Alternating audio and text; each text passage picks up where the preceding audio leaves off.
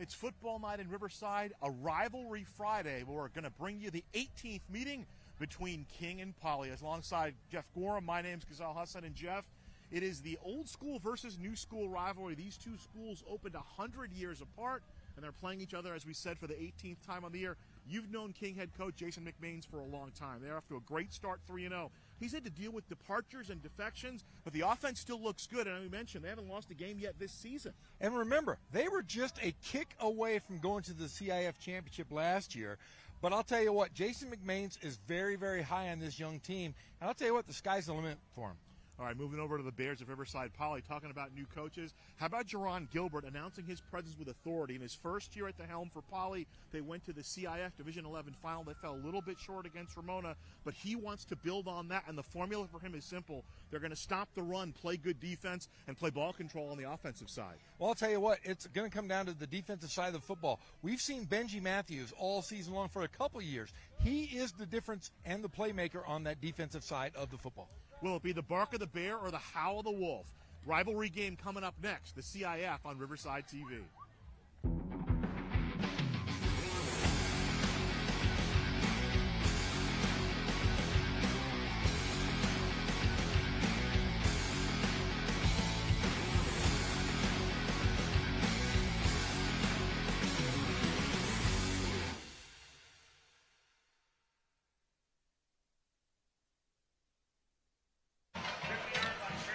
Welcome back. Football night in Riverside. All your rowdy friends are here at Wheelock Stadium with myself, Jeff Gorham, and our entire award-winning Riverside TV crew. And it is the old school versus the new school. Riverside Poly established in 1887. Actually, this is the original Poly campus, correct, Jeff? It is. It was first, before it was RCC, it was long-lived as Riverside Poly High School. My dad went to high school here. Martin Luther King High opened in 1999. And are they going to be able to party tonight with a 4-0 record playing against their intra-city rival? I'll tell you what, this is the game that you and I circled from the get-go. You have a team that went to the CIF championship and a team that was, like I said, one kick away. In fact, they were one crossbar away from going to a CIF championship. But Jason McMains, Jerron Gilbert, two coaches that know how to control games, and another coach that can put up scores in bunches. Now, I mean, you're friends with everybody, Jeff. You know all the coaches, but I know that you and Coach McMains have a relationship that goes back many, many years, and you've kind of seen him grow as a coach. What can you tell us about the man who's helming the King Wolves tonight? Well, the thing is, he's been a head coach at a number of places. You know, we saw him at Notre Dame as an offensive coordinator, which he did a phenomenal job. He goes up to Citrus Hill. He did a great job. He's been at Rubidoux. The thing is, he finally has the kind of guys that he can run his offense, and we know it can be potent. A lot like Tom Kraft right here at RCC, there's a lot of wrinkles that Jason McMains will throw at Riverside Poly tonight. Now, Jerron Gilbert is new to Riverside. It's his second year as the helm of Poly, but you know a lot of guys who he's worked with. He's kind of, played the NFL for a little bit, and about the last 10 years, though, he's really been working his way up to the position he is in now, which is the head coach of Riverside Poly. Why was he able to be so successful last year so quickly? Well, I think it's just a respect factor. You look at his pedigree, where he's been, what he has done. He was at Harupa Valley. He was at Patriot. He's been at Long Beach City College. He's, like you said, a pedigree that played in the NFL. He is the guy, though, that he walks in a room and he has that presence about him. He's 6'7", 6'8", and his demeanor is direct. He's not a goofy guy, but he's somebody that you have to respect, and I think he's garnered that respect from these young Riverside Poly players. Look at the numbers just here on the field. This is a big, big team, and it's nice to see buy-in, and that's what I think Jerron Gilbert brings to the Poly Bears. And I would also like what he's done is he's brought in different guys. He's brought in kind of new guys into the program, and he's integrated the players who stuck around and kind of keep them together. Now, our good friend John Rice kind of built the foundation there, but Jerron came in last year, took them on that run to the CIF final, and they hope to be even better this year.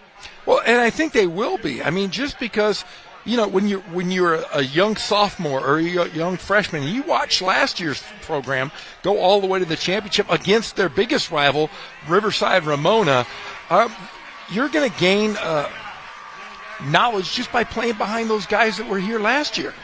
and they're going to get better and better. In the weight room, you watched before the game, they're so organized. Both teams very organized in their warm-ups, and they do the same in practice. You do those kind of things, you're going to only get better. You're not going to get worse. You saw Joel Malcor there, the head official. He's our white hat tonight, signaling that Poly won the toss, but they elected to defer. So Martin Luther King's offense will be out there to start this game, and we'll get a look at the quarterback for the first time this year, Noah Cuenca, who is the senior QB, and he'll slide in behind center for head coach Jason McMains and run his offense for his first action of the season. Riker Galvin deep to receive the kickoff for Martin Luther King High, along with Derek Kahn. Now, Kahn kind of was forced in the duty at quarterback for the first couple of games, and Riverside Poly always seems to produce good kickers. They have another one that Coach Jerron Gilbert is very high on, Maddox Long. He said not only is he a great kicker, he may be one of the best athletes on this squad. Now, didn't we get Maddox Long almost had a hat trick? Didn't he have an interception in the game? Well, that was Norte Vista. That was Novi. That was no, Maddox. Maddox Long did run against North. Yes, he ran a fake. He ran a fake. Right. Oh, that's right. Yeah, that was a great play. That is correct. It was interesting because, Jerron Gilbert obviously coming from that pro, he knows how important special teams are, and there's a real big focus for Poly. With Talon Samolsky, we saw him, he's kicking for RCC now. Yeah, I mean, they're sending players to the next level. And there are some guys on this Poly team, really pay attention to Benji Matthews, Michael Gaines Jr., and Devin Harden. Those are the skilled guys that you're going to have to watch if you are Martin Luther King. Good crowd in here. Still filtering in a little bit. Both stands pretty full. And here's the line drive kick. Galvan will field it at the 15. 25-30. Breaks containment. And he'll get wrestled down at the 43-yard line. So a 28-yard return for Riker Galvin and good field position for Martin Luther King. Another look here, Jeff.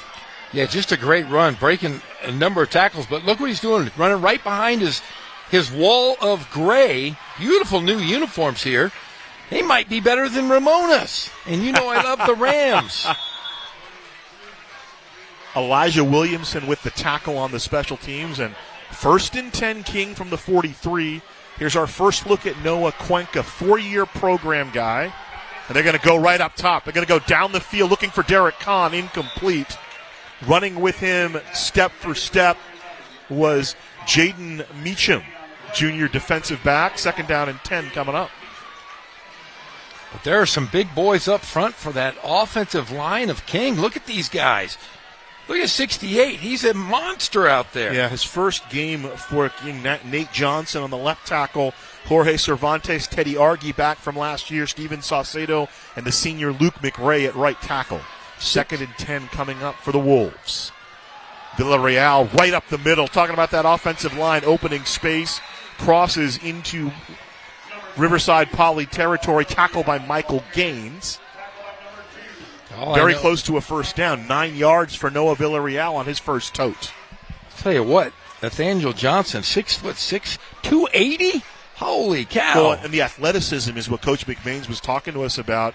And he had to sit out a couple games because of his transfer, but they plug him right in at left tackle, which, as you and I both know, a pivotal position, particularly when you're playing against an athletic defensive line, which Poly possesses. 3rd and 1 coming up from the 48 of Poly.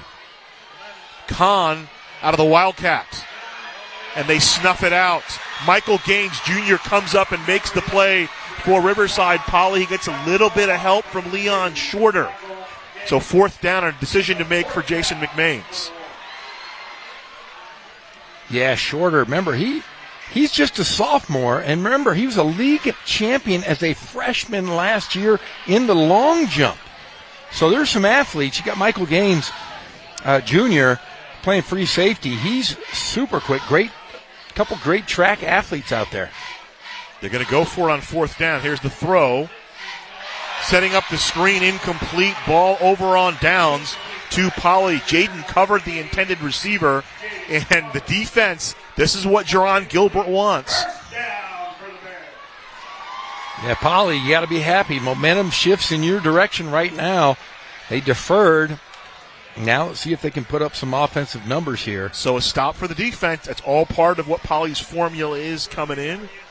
Jerron Gilbert has kind of given up the play calling. Paul Robles is calling the plays on the defensive side for the Bears. Jerron just kind of wanted to be a little more even-handed, have his hand in both sides of it.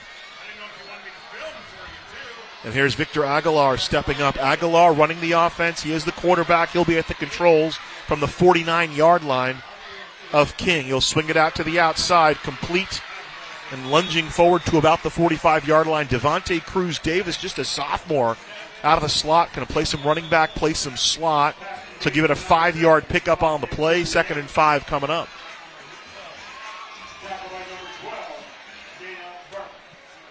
A lot of weapons for Poly as well. We saw Matthew Henry last year, Joshua Wales, tight end Jacob Bacchus had a good year thus far. And the big boys up front, and we got a stoppage on the play, injury timeout here. The big boys left to right for the Bears. Marco Morales, Andre Johnson, Ryder Calderon, Tristan Clark, Austin Templeton. Johnson was the Dorsey transfer. He was kind of playing both ways last year, but he's been a force at that left guard position. They do have some big fellas up front. We saw them earlier this year.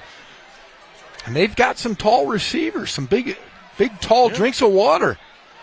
Set a new standard last year, according to Jerron Gilbert. He said, hey, I appreciated that we did everything we asked last year. But I told them, hey, and this is before the season, he said, we're 0-0 again. So last year it counts in terms of what you experienced, but it's not going to help us at all this year. You got to be moving forward. Ted Telemack calling the offense for Poly, and it was when he took over last year that things kind of flipped for the Bears. Yeah, and playing in that CIF championship, which we covered over at Riverside Ramona, you know, they were just a couple mistakes away from literally. I mean, they could have won that game very easily. I mean, it was a toss-up, but Poly just made a couple more mistakes than Ramona. Victor Gomez looks to be the player down for King. They're working on him right now. Hopefully he's okay. And you mentioned, I mean, I think last year, that was more about Ramona. There's Rich Martinez there, the defensive line coach, talking to the officials, making sure his guy's going to be able to get up. He's sitting up, which is always a good sign. They're going to help him to his feet. Question is, can those little people carry that big fella? Hopefully, he's not putting any weight on that leg. Left ankle or left foot. So that's off under his own power, but maybe you turn an ankle or foot kind of roll back on him. So a 5-yard pickup. The completion from Aguilar to Devontae Cruz Davis brings up a 2nd and 5. So Henry to the far side, trips to the near side for Poly. Cruz Davis nearest to the formation. Bacha in the middle. Padilla nearest to your bottom of your screen, and the tailback is going to be Palomares. And some substitutions coming in for the defense. Javez Robinson again running the defense for Jason McMains and King, and we're back underway from the 44 of the Wolves, 2nd and 5. Give up the middle, up to about the 42-yard line. Couple of yards on the play. That's Palomares. Got some time with the varsity last year, but this is first time in earnest. 3rd and 2 coming up. Joshua Wales split out to the near side. He's closest to the bottom of your screen. Movement, little games going on the defensive line for King. Aguilar looking for Cruz Davis, but down he goes. How do you do from Logan George? George makes the play, sacking Aguilar on that painted tiger visage at midfield, bringing up a 4th down, so both defenses hold serve. Wow, that was, everybody got in on that. Let's look at the replay here. There's not one, not two, but 4. Yeah, Dixon right kind of flushed him out, but Logan George makes the finish.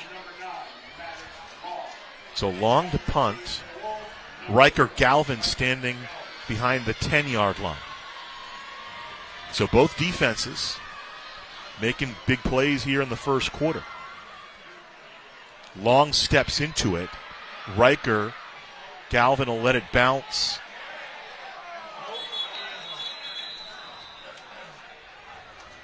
They say touchback or they say 1 yard line? They're going to say it's on the 1 yard line. So 44-yard kick, no return, and King starts at the 1. Not sure if that was the right call. We can probably watch here on the replay. I thought he was down in the end zone. Let's see. Here's the bounce.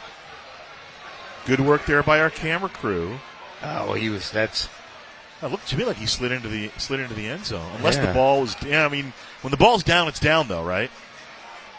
So it's where it's touched. If he touched it on the field, that's what the officials saw. Our officiating crew, by the way, we mentioned Joel Malcor, Paul Williams, the umpire, Tony Parks, the head linesman, Stephen Rod, the line judge, Philip Barrios, the back judge. 1st and 10 from the 1. 99 yards to go for the Wolves. Cuenca running with it. Over the right side, he'll get up to the 5-yard line. What a great fake there by Cuenca. Everybody lunged to the left side of the line. Devin Harden makes the tackle for Poly, and there's a good play fake. And then Harden had it locked in all the way. He got help down underneath as well. I want to say that was Elijah Williamson taking it low, and Harden took it high. So a 5-yard. Oh, they gave him 7 yards up to the 8. Toss to the outside. Here's Brian Robinson, and Robinson will get strung out. Maybe got back to the line of scrimmage. Michael Gaines getting up from the bottom of the pile, and your favorite guy, well, Benji Matthews is there too, but Ryan Sanchez kind of forced that play outside. 3rd down coming up. Boy, so far Poly's been really, really aggressive. Rivalry games bring out that in both teams, particularly when you have good defenses. And Poly's defensive unit is pretty solid, so they know they need to be disciplined. Yeah, it's like, when you always say, man, like my kid, if a car landed on my kid, I could lift him because that adrenaline. This is great adrenaline, great feeling here tonight. Robinson over the 10 to about the 12-yard line. Paul Robles in on the hit. Not that I wanted a car to land on my kid, of course, but you know what I'm saying. I know what you mean. It's that extra strength, that Hulk strength. So sticks move up. King gets the 1st down. Ball, they spotted him out to the 12. So a 1st down, Brian Robinson. Galvin in motion. They'll give to Robinson. Diving to the 15-yard line. Paul Robles making the tackle. 3 more yards. 2nd and 7 coming up. Kind of methodical for King. We kind of think that Jason McBain is razzle-dazzle going up top here, but a little bit of Woody Hayes going on. 3 yards in a cloud of dust. He'll show some razzle-dazzle. I can feel it. Galvin in the far slot. Split out to the near side. Derek Kahn for King. 2nd down play. Play action. Cuenca going up top. He's got Kahn one-on-one running with Michael Gaines. Excuse me, that wasn't Gaines. That was Jaden Meacham. 3rd down coming up.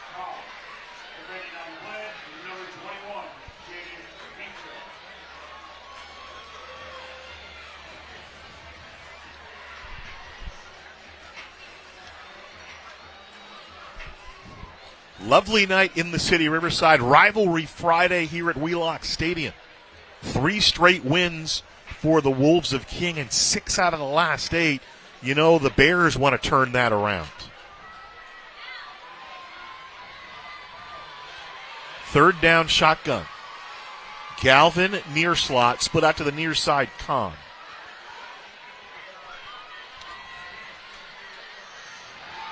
Cuenca looking to the far side.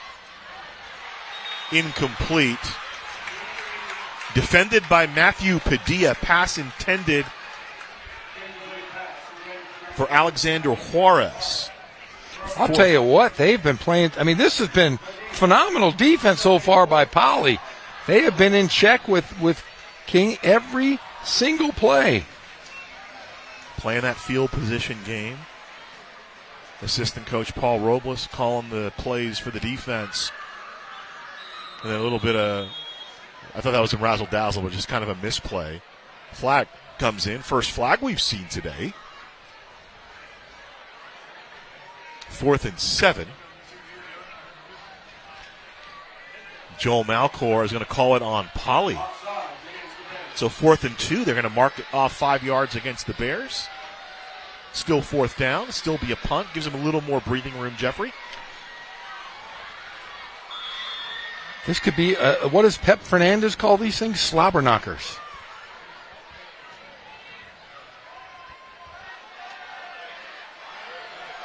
Fake, and they got the first down.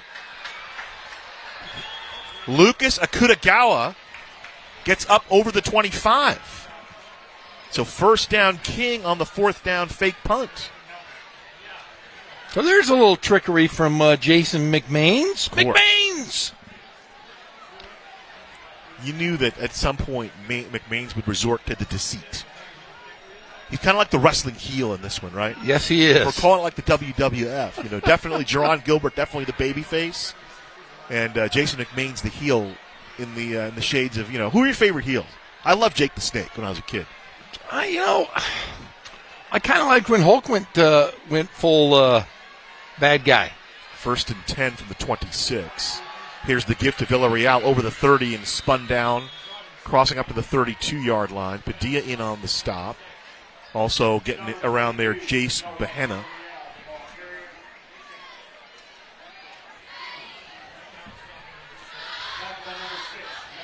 Yeah, see, I liked when they did Hulk. Remember he had put like black stuff on his face to make him look like... he was out of the WWF by then. I think McMains would love Roddy Piper, and that's kind of his speed. Villarreal bounces it outside, first down, and he's got some space.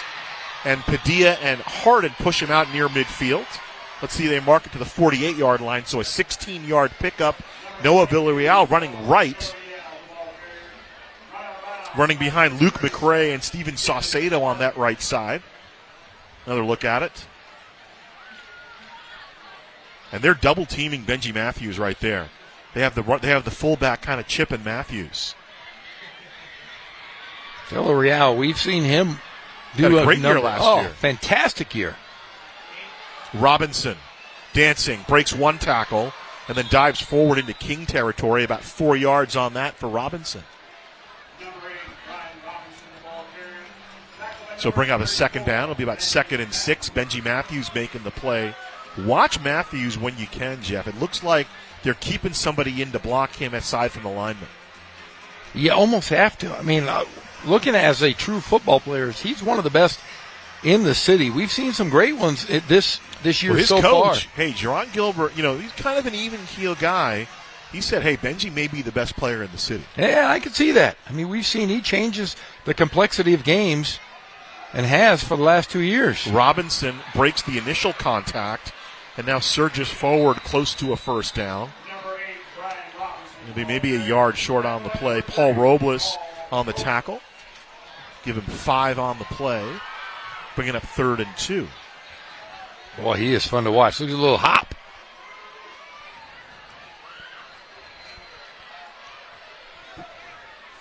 So Robinson in the backfield. Galvin in the far slot. Juarez split out to the far side. Jaden cover the tight end on the near side. Kaleo Brown also in as a tight end. Rolling right on 3rd down. Throwing a shot down the field. 1-on-1 and incomplete. There'll be a flag on the play. Robinson, the intended receiver. Back in coverage for Poly was Elijah Williamson. Let's see what the flag's all about. Yeah, that's going to be a pass interference. So a 15-yard mark-off against Poly. Their second penalty of the game. They've been assessed 20 penalty yards. And this is the what we talked about last night defensively. Great defense, but he doesn't turn his helmet at all.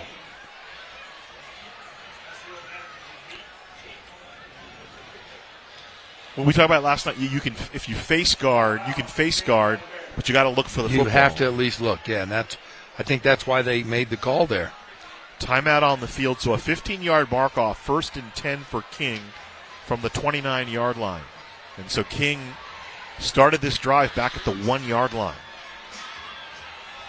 So they've moved 70 yards to the 29 of Poly. Mentioned the rivalry between these two teams. King has won the last 3, and they've won 6 of the last 8. So the last time Poly won one of these, our buddy John Rice was the head coach at Riverside Poly. Wow. Now he's calling our the other game down the road between Hillcrest and La Sierra. Seduced by the dark side of the force. Jeff, you've brought him into the booth. I said, you can't coach anymore. You know what? You just need to enjoy life, enjoy football.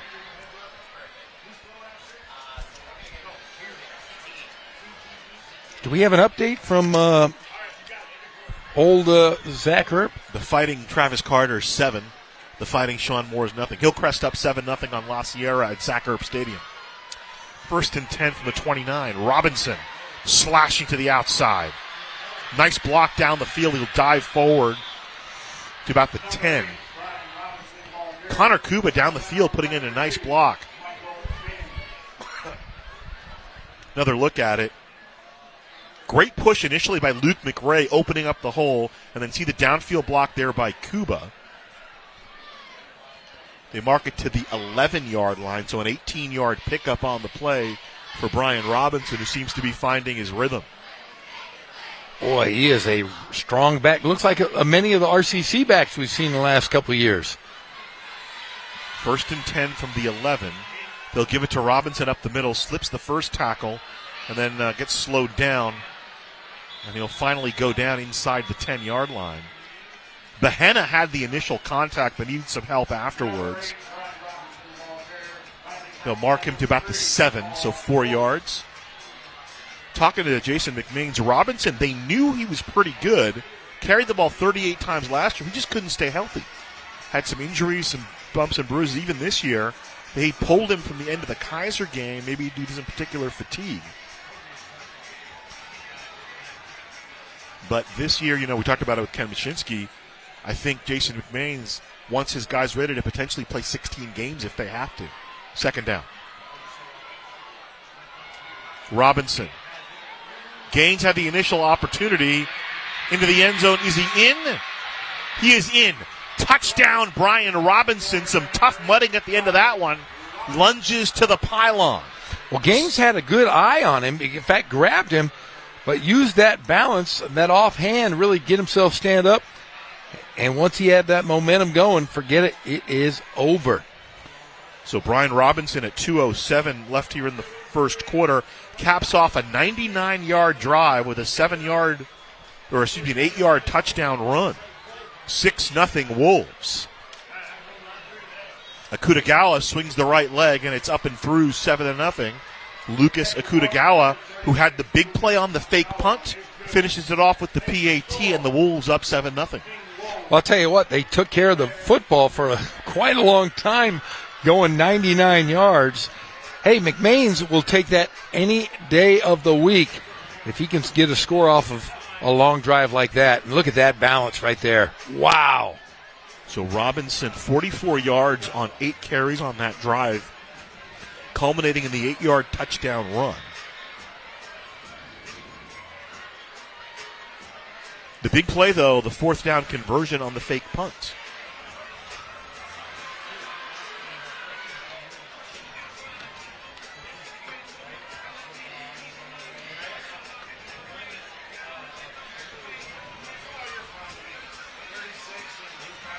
So Lucas Akutagawa will tee it up and kick it away.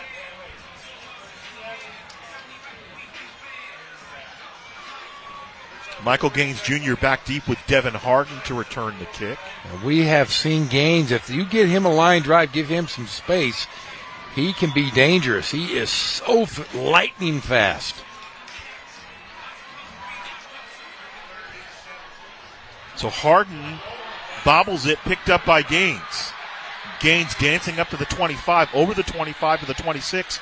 And we've seen some shenanigans with the special teams over the last couple of weeks. Oh, Never a dull moment in the booth. No, in fact, I'm sure Travis Carter would love to have that game back at Arlington versus Ramona last week. Yeah, true. There were some shenanigans yesterday, but it didn't cost Arlington. No. the game. It very nearly could have. So here's the opportunity, and get another look at it. Here's an opportunity coming up for Poly. They'll tee it up 1st and 10 from the 27. There's the bobble, but Michael Gaines Jr., Johnny on the spot. And 1st and 10 for Poly. Let's see how they handle this. Keep it on the ground. Palomares right into the teeth of that King Wolves defense. Maybe a yard on the play. Number 22, Nicholas Palomares, the ball there. Tackle by number 9, Andrew Dixon makes the tackle.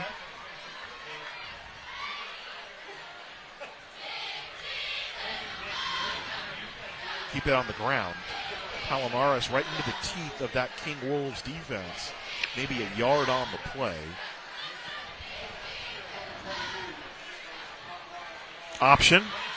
Pitch. Palomares surges up over the 35. That was a pretty good gain. Let's see where they mark him. They'll say he went out to the 33, so 5 yards on the play. 3rd down coming up. Well, Palomares, he's really getting a lot of the weight here. But watch this at the end. Takes care of a water girl. She takes a shot. Option. Logan Turner the tackle, and Jason McMahon's very high on Logan. He's a junior. Surges up over the 35. At least Palomares said, hey, sorry. He's a nice gentleman. Maybe he can take her to the prom. Palomares Villarreal, kind of similar running style. Yeah, they're low to the ground. A lot of the weight here, but and watch they this move, at the end. they kind of move Takes laterally care of very a water well. girl. 3rd and 4 coming up. She takes a shot. Option. Logan Turner the tackle. Man coverage on the outside. Logan's junior. Surges up over. And movement. Let's see who got who. I think it's going to be against Poly.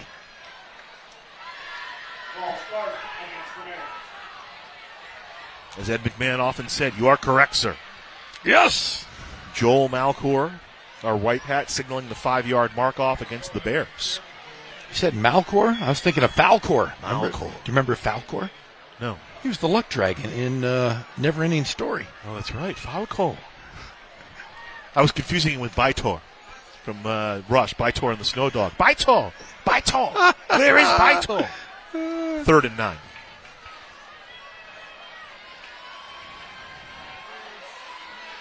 Out of the backfield, looking for Palomares, takes a lick. Kaleo Brown in on the coverage. 4th down coming up. Yeah, Palomares. I couldn't have taken a hit like that. He just got didn't bother him a bit. Yeah, he bounced right up. He was like Rocky in Rocky 3. Remember when Clubber Lang's pounding on him? Ain't so bad. Watch this. So bad. Watch this. Man. That's a lick. Hits the ground. Goes right back up. Right back up. Nothing.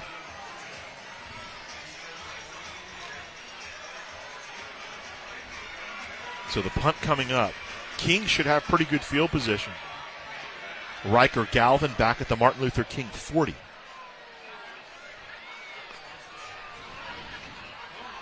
Maddox Long gets the punt away.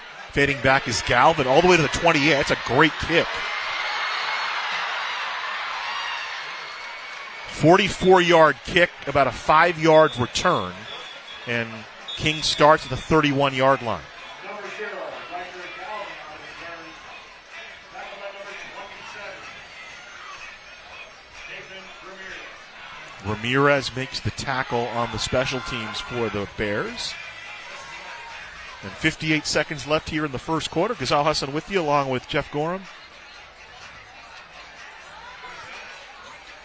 Looks like a personal foul is going to be assessed on King. And we got an update from Zach Earp Stadium in the Olive Ward School District, which employs my good buddy here, Jeff Gorham.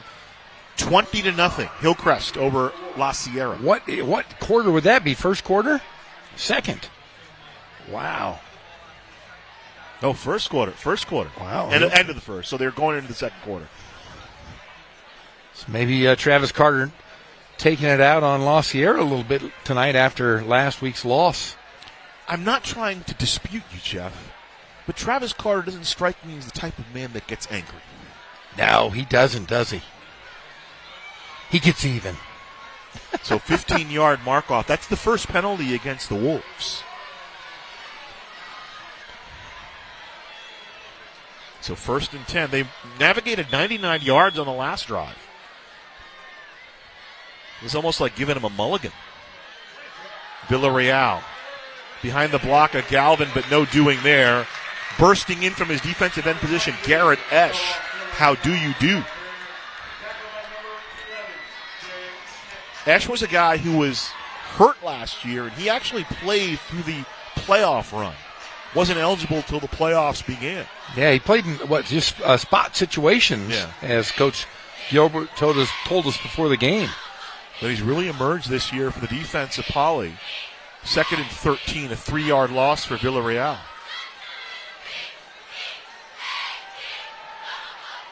Cuenca, it's complete over the 20 to about the 21-yard line.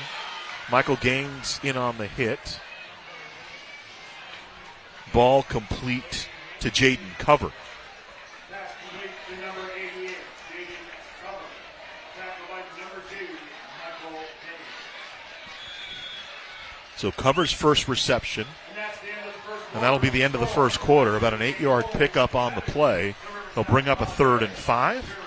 7-0 King at the end of 12 minutes. A hard-fought first quarter, and that big 99-yard drive, the difference. Akutagawa with the big fake on 4th down. And that really has been the key is, they ate a lot of clock on that drive, not going 99 yards, methodically, I should say. And tell you, that was a quick first quarter because they really both teams kept it on the ground. King and Poly, 18th meeting between these two teams. They were together in a couple of different leagues. They were in the Ivy League together, and they were in the Big 8 together. They kind of separated after that 2012 season, or 2011 season, and then they reestablished the rivalry in 2014. King won that one, and they at that point led the rivalry 5-4. Since then, 6 wins in 8 meetings, all to the Wolves of King.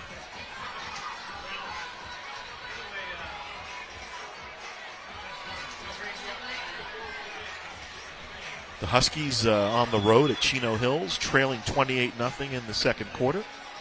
Wow, Chino Hills. They're good. They've been good for so long. They're good.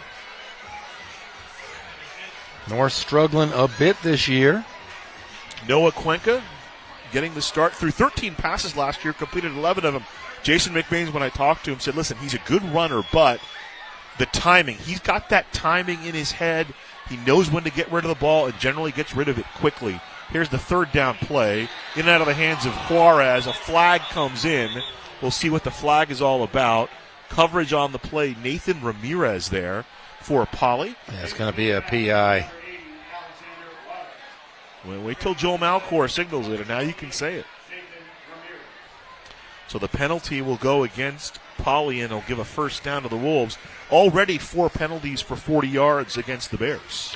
I'm a soothsayer of sorts. Of sorts. Of sorts. See, I just knew it. So all the yardage they gave up on the personal foul, they've gained back.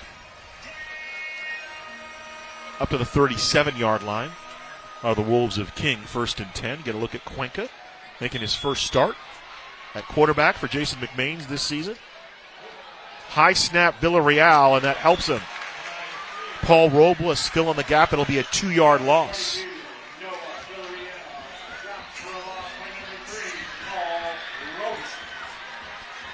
Robles, returning starter, and really has a veteran presence. Does a great job against the run. And that 4-3 defense, he really fills that gap in the middle if you're going to try to run up the middle.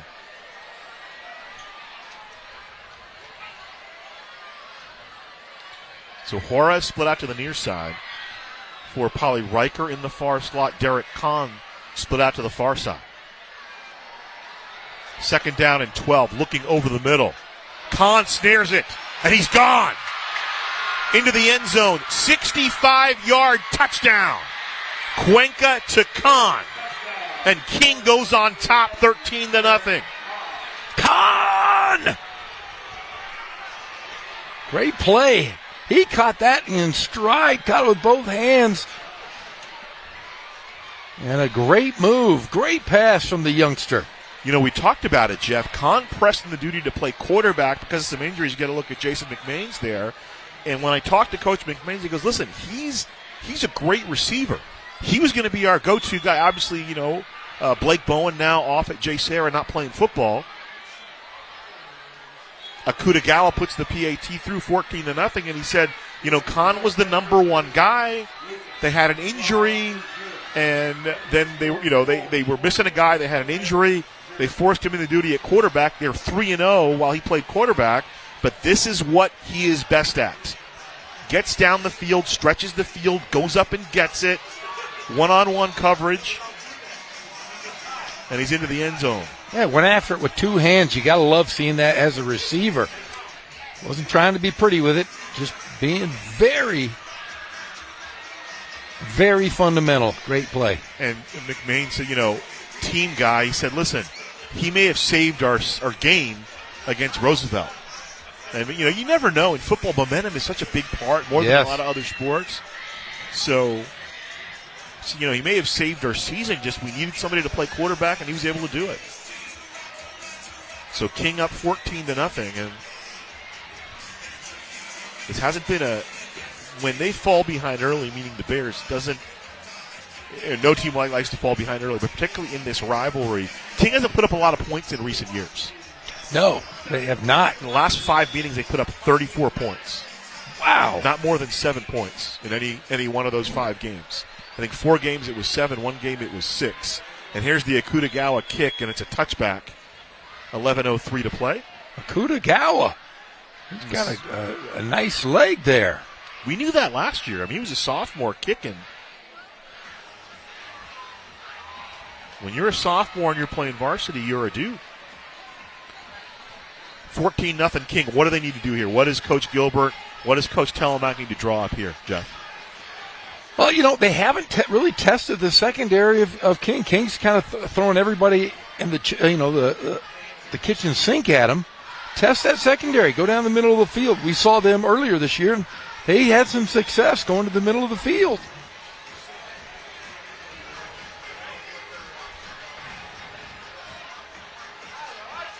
From the 20, 1st and 10.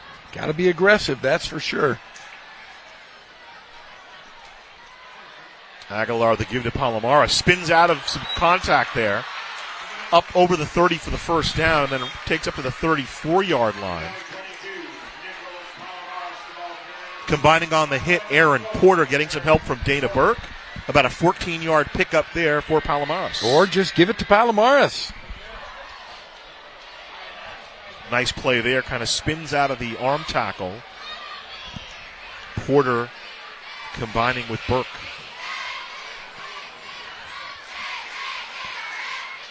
Remember, Poly deferred. So if you're Poly, you want a methodical drive, but imperative you punch the ball into the end zone. Make it a one-score game. There's Aguilar, second year at the controls. Definitely showed some growth and maturation last year in leading the team to a CIF final. And Palomares surges over the 35. They'll mark him to the 37-yard line. Yeah, make sure you tune in after the game. Look at all these fans. They need to go home, get some pop, some pizza, and watch the Friday night pep rally. Tonight starts at 11 p.m. Go to your YouTube channel at City of Riverside. Instead, that was Michael Gaines on the rush. We will have all the highlight scores from across the Inland Empire, and we have some games. The great Jeff here. Gorham. The great Pep Fernandez. I think John Rice is going to stop by. Maybe Nick Rice will stop by. No, Nick Rice. He's not old enough. 2nd and 7 coming up. Aguilar loads it up, looking for Matthews, incomplete. Logan George on the coverage. Matthews just couldn't reel it in. 3rd down. So playing Matthews a little bit on defense, and we were talking with Jerron Gilbert about Benji Matthews, and the one downside, his one crime is being 5'9", because he's a really good football player. So I was asking, Jerron Gilbert played in the NFL.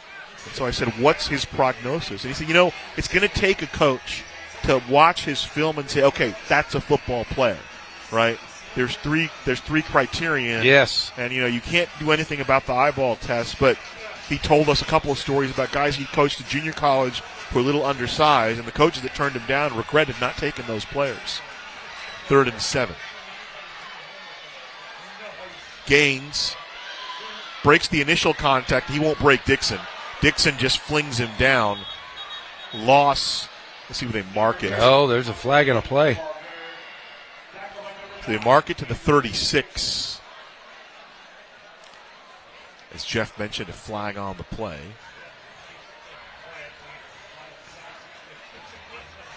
Could this be the horse collar we were talking about? I'll text Gio Galvez. He'll tell us. Here we go. Well, you met Gio, right, when he came Yes, a couple I weeks did. ago? He had an opportunity to call a varsity game. I don't know if he accepted it or not. Oh, face mask. Oh, wow. So the penalty on the Wolves will make it a first down. I didn't see the helmet. I saw him grab I thought it was the neck, but let's see. So there's Gaines. Yeah, up high. Yeah, we didn't see it, but perhaps he got it. So the ball moves into King territory to the 49-yard line. 14-0 Wolves. Wales split out to the far side. Bacha in the far slot. Henry split out to the near side. Flexed out as a tight end is Benji Matthews. Here comes pressure. Aguilar flushed out, looking down the field. Incomplete. Henry had it but couldn't hold it. Logan Turner on the coverage. Aaron Porter also helping out. Second down and 10. Gazal, I cannot remember seeing this many people at a high school football game. Pretty in the nice to city- see, in the is it city. not? Oh, it's wonderful to see all the students coming out and supporting their school. We were talking with Jerron Gilbert about it before the game, and we've talked with a lot of coaches about it. You know, they all get, hey, we got to play other Riverside teams. Yeah, You look know? at that. Just look at the amount of people. Look at all these people. There must be hundreds. Hey, look, the friend zone. The No. red zone. Or The red zone. No, the friend zone. I don't think friend zone is what you think it is, Jeff. I do. Here's the toss to the outside. Nice play by Sam Coute. Palomares with the carry. Coute, the sophomore, with the tackle. And Jason McMain's really high on him, likes him a lot. Couple of yards there for Palomares. And he said, you know, I've got to tell the young guy, got to wait his turn. A lot of guys out in front of him. We're going to get him in there. But there are guys playing in front of him, and he wants to play more. I want him to play more. We're going to get him the reps when we can. So a yard gain. They mark to the 48. Third down coming up.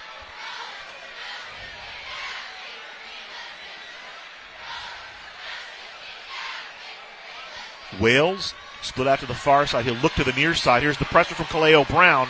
Rolling out is Aguilar. Not much he can do. He's flushed out by Cote and Burke. And the defense for the Wolves snarling a little bit, Jeff. Yeah, it's the first. I think this is the first series where they've played. I mean, this has been their best defense by far in this ball game. Javez Robinson, I think, turned up the heat a little bit, and maybe a yard on the run for Aguilar, and they'll need to kick it away. I've watched him for, a quarter and a half? I already love Maddox Long, Jeff. He's fun to watch, isn't he? Riker Galvin, his heels on the 10-yard line. Of course, now he's going to back off. As soon as I said his heels were on the 10, he takes a step back. Riker Galvin, he was all league in baseball. In fact, I think he was all CIF. King's got a great baseball program. All league in football and baseball last year. The kick bounces at about the 20. It'll bounce out of bounds at the 18-yard line. So a 35-yard kick, no return. And King starts inside the 20. Of course, King has a great program. You know who played for King? Kevin West. Was a King. Michael Wolf. and Mike West. And then he played at UC Riverside for Troy Percival. And his dad, Michael West, is now the commissioner The of commish. the CIF. And Justin Solis is the head coach up at King High School. Worked with him for a number of years at Norta Vista. We got to give a shout out to our friend, Luke Garrett. Really? Luke? Luke is he's a Martin Luther King graduate. Loves King. He's watching us today. So hello, Luke I and miss Rance. Luke. I used to see him at UCR. I don't work UCR anymore, so I don't see him. I used to see him on the sidelines at King games. So maybe We're gonna get him out to a CSUN game. He wants to come see a softball game at CSUN. I said, done.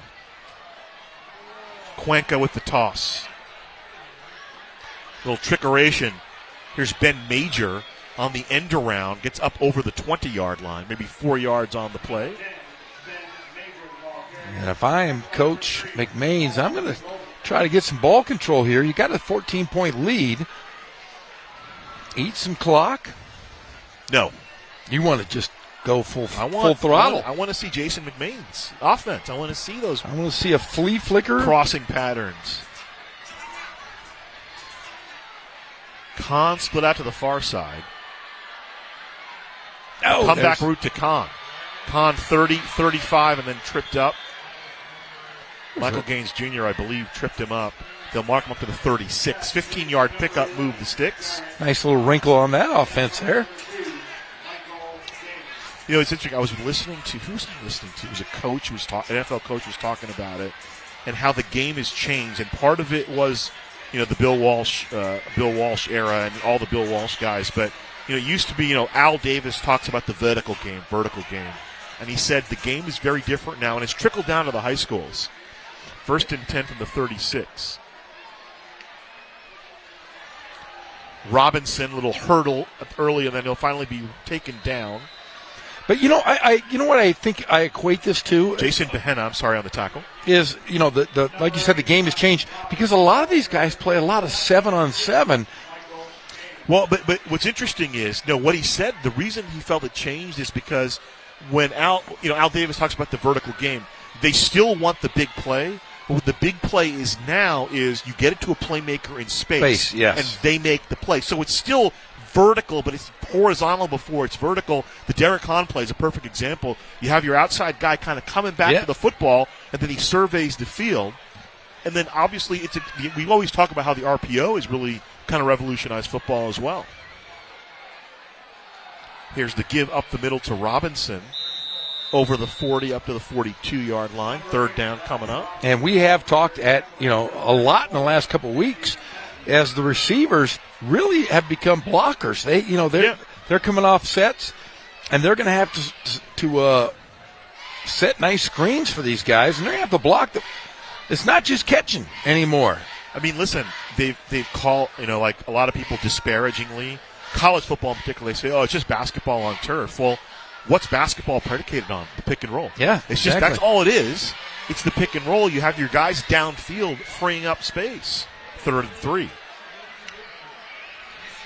Robinson swerving to the left side, 1st down.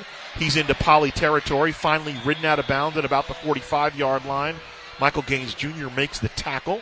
Call it the 44-yard line, so a 13-yard pickup for Robinson. And I've been really, really impressed with Robinson. We've seen some great backs here this year, but he seems to have the strength, great balance, as you see, and a beast to bring down. Already got 6 touchdowns on the year, including his tutty today. Came into the game today, Brian Robinson averaging 5 yards a pop. Just picked up another 1st down to the Poly 44. Cuenca looks pretty good. Looking up top for Kahn. In and out of his hands, incomplete. I think Kahn wants that one back. Ramirez, I believe, running one-on-one in coverage. Victor Ramirez. Are you a fan of the Wrath of Khan? Oh, love it. I should have studied instead of watching Wrath of Khan. That line is from my life. There. I think I had a chemistry test, and Wrath of Khan was on TV. And I was just say the chemistry test didn't end up very well, Jeffrey.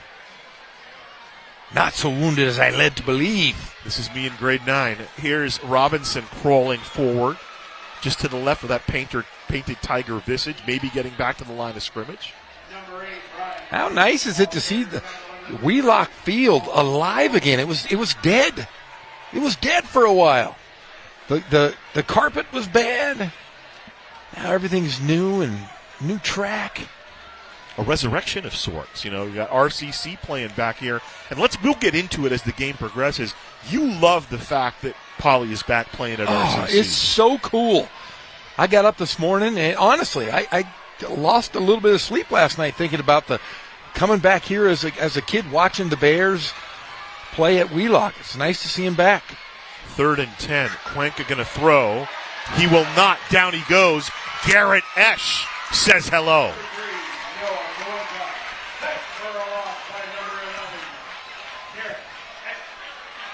Yes.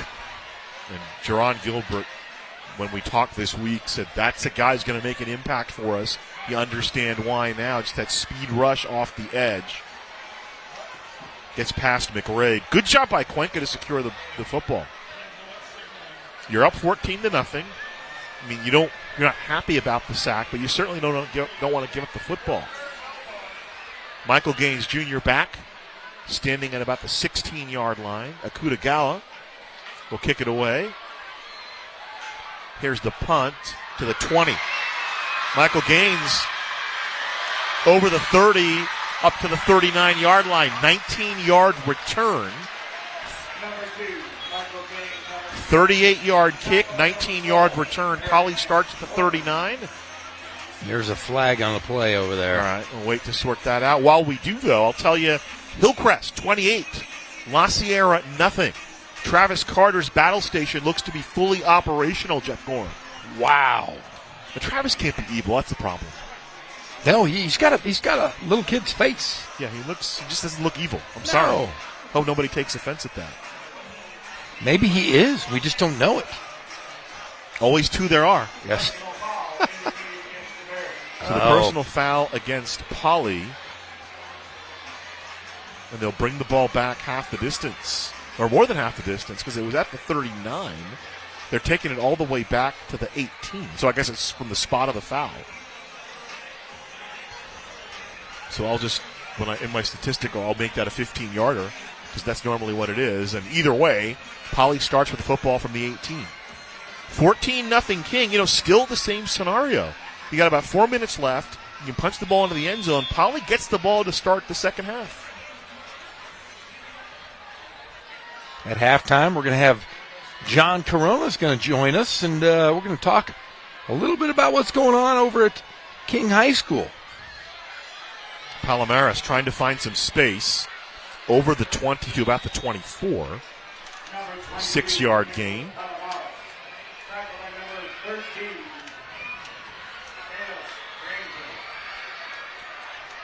Kalos Granger, Dana Burke combine on the hit. 6 more yards for Palomares. I know you're friendly with Kalos' dad. Second down coming up for Poly. Still plenty of time. No reason to panic here.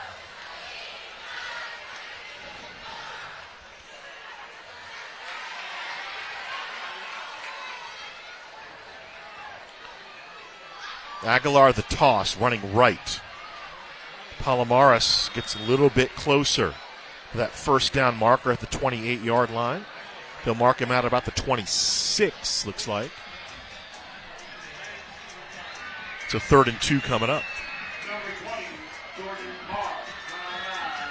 Number 9, Dixon on the tackle. Clock moving to under 3 minutes to play in the first half. 14-0 King. Oh, no, the clock. Yeah, our clock's running. The clock there is stopped. So.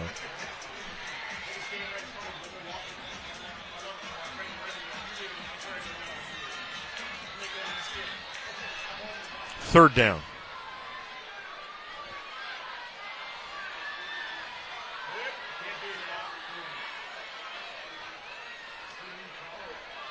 Aguilar throws the out.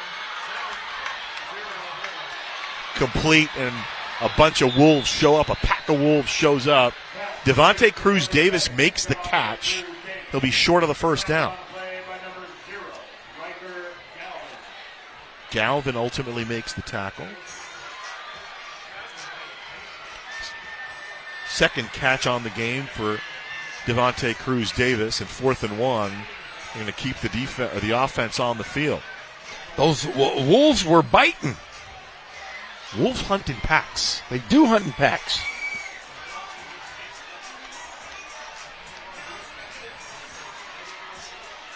So here comes Aguilar out. Hillcrest pouring it on, Jeff. Another touchdown. What? 35-0. 35-0. 35-0 over La Sierra. I guess Hillcrest is upset they won't get to play them in the River Valley League. Wales split out to the top of the screen. Now Jerron Gilbert will stop the clock with 2:02 to play here in the first half. Ghazal Hassan with you along with Jeff Gorham, our award-winning crew out there for Riverside TV. Part of the Rivalry Friday doubleheader. We got King and Poly, and it's the Rice Bowl over at Zach Erb Stadium. Nick Rice, John Rice, calling Hillcrest La Sierra. It's the Trojans up 35-0 on the Eagles. It's like a father-son game. Oh, Nick Rice and John Rice, not related as far as we know, but Nick Rice, he could be related to almost anybody. I wonder if John Rice is pulling out the Shakespeare. That's what I'm curious about. I'll probably have to watch when I get home. But see, Nick Rice doesn't know who Shakespeare is. No, but he graduated high school. I'm sure he's read some Shakespeare. I don't think so. I don't know. I'll have to ask him if he's. He must have read Macbeth. They make you read Macbeth. No, they don't make it. They make you read articles now. There's no more books in high school. I want to read the great ones. To Kill a Mockingbird. So Benji Matthews lined up as a fullback. Aguilar. And then Palomares, the halfback in this formation. Aguilar is going to keep it. Going to dance outside. He'll go to the first down and get out of bounds. And then they may add some yardage onto that. No flag as of yet. Aaron Porter kind of shoved him out of bounds. Momentum was carrying him out of bounds, so he gets a little bit of a reprieve there. But Aguilar with the 3-yard pickup. I'm happy they didn't fly, and there was no ill intent there. No nefariousness. He did kind of shove him into the king bench, though. So a first down with 1:55 to play here in the first half. And I would guess they're going to have to start throwing the ball here. 2 timeouts left. No, excuse me, 1 timeout left for Poly. They've used 2. Here's the give up the middle. Diving forward for about 5 yards on the play is Jordan Martz. Our dear friend, did you notice? Our dear friend is keeping score tonight. The great Yancey Dodson. Oh, so good to see Yancey, man. I'm so glad you called me over. So good to see him. Yes, I miss him on the chain gang, but he's much better up here. Good to have him up here. Yeah, it's good to have him up here. Well, I don't want to insult your buddy Kelvin Butler either. Now he's better down there. 2nd and 6. Aguilar going to look downfield. He's got a man incomplete. Flag comes in. Intended for Joshua Wales. On the coverage, Dana Burke, but a flag comes in. Let's see who this is on. Joel Malcor is the law. What do you got for us, Malcor? PI. It's the 3rd penalty on the Wolves, all 15-yarders.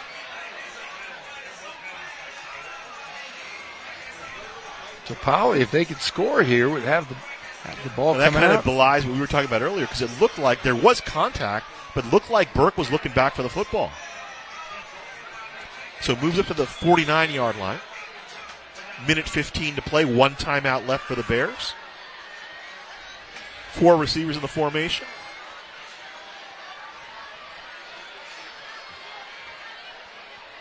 Aguilar completes it to Devontae Cruz and out of bounds at the 40-yard line.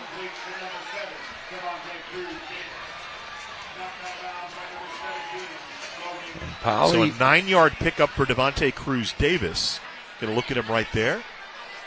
Like you said, Poly throwing the football here and getting some success.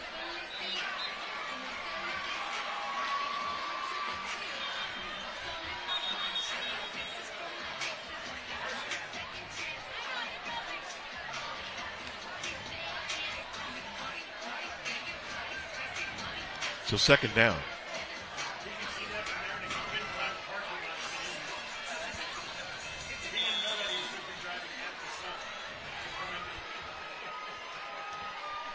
So line is the 42 of King. Aguilar on the roll.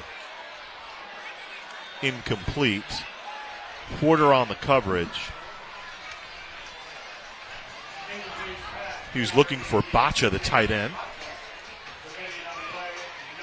Bacha, a tight end, got good size and good range, but they like him because they can move him around. He can play a little bit in the slot. They can split him out. He can line up traditionally as a tight end. So 3rd and 1 coming up.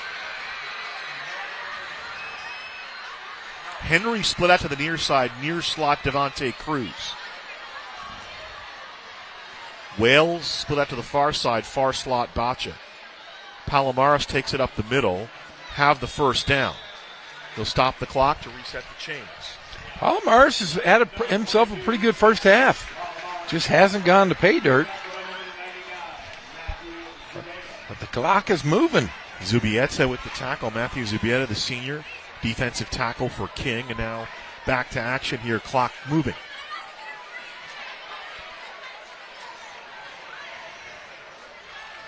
Aguilar over the middle. He's got Henry. Henry with a move. Henry to pay dirt. Touchdown, Poly. 40-yard catch and run for Matthew Henry. Wow. Perfect time to score the football. Remember, they're going to get the ball here in the second half.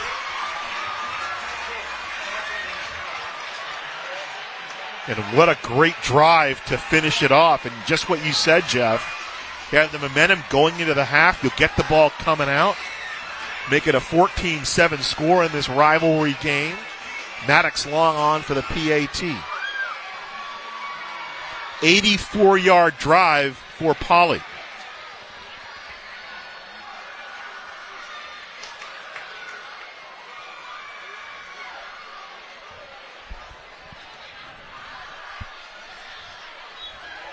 Long swings the leg and it misses. No. Wide right.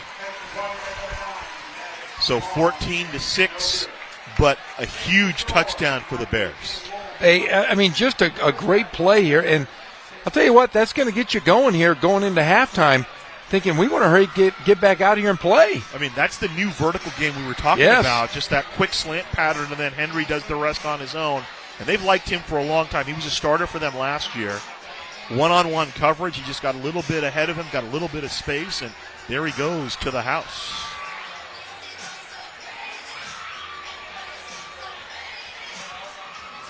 And make sure you join us tonight for the Pep Rally. It'll be 11 p.m. As Pep is going to have all the highlight scores from all across the land. The best sports show. And it's starting to get interesting. Yeah. It's starting to get, I know Pep likes juicy. I don't like juicy. A little saucy. A little saucy. A little, the shrimp cocktail's got a little more thickness to it, Jeff. A little extra cornstarch in there.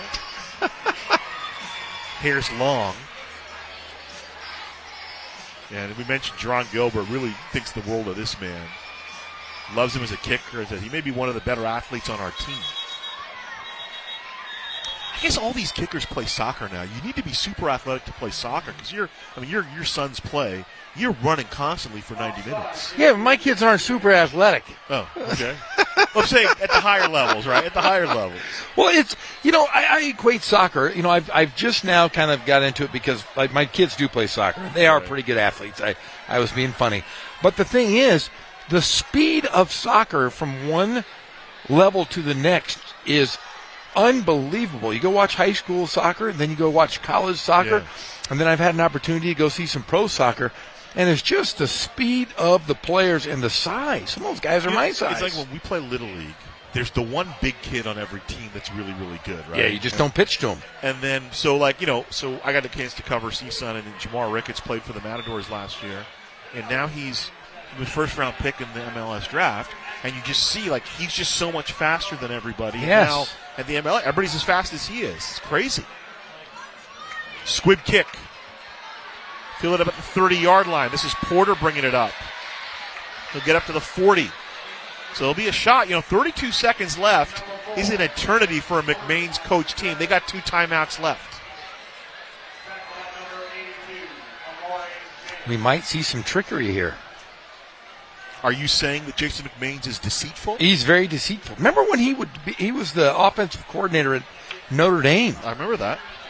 He used to run some really fun stuff. Worked with Aaron Huerta, Coach Huerta now over at Harvard Westlake. I think he's now the athletic director, no longer the football coach. All right, let's see what King's going to do here. Cuenca. Little hook and ladder play. The ball's loose. Recovered by King. Wow. Little razzle-dazzle. You were right. Reaching into the bag was Jason McMain for the old hook and ladder play. And King picks it back up, a loss back to the 34, and they'll just let the clock expire. Another look at it. I knew you'd try something. Trying to get it to Brian Robinson. And Michael Gaines Jr. nearly scooped that up. A good heads-up play by Robinson. And the first half expires with King leading 14-6. 3:33 left in the first half over at Zach Erb Stadium. 42-0. Hillcrest all over La Sierra. Ouch. Ouch. 14-6. We will slide out momentarily, and then we'll come back. Jeff Gorham has a very important interview for you. Welcome. We'll be back momentarily here, the CIF on Riverside TV.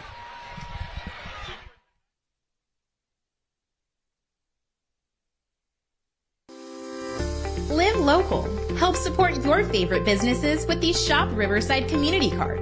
With over 200 Riverside businesses giving exclusive discounts and offers to community card holders, there's something for everyone. Participating organizations sell these cards for only $15 each, with $10 going straight back to the organization itself, making the Shop Riverside Community Card a fantastic way to support your favorite local group. For more information about the Shop Riverside Community Card and to find participating businesses, please visit shopriversidenow.com. And don't forget to live local. Shop Riverside.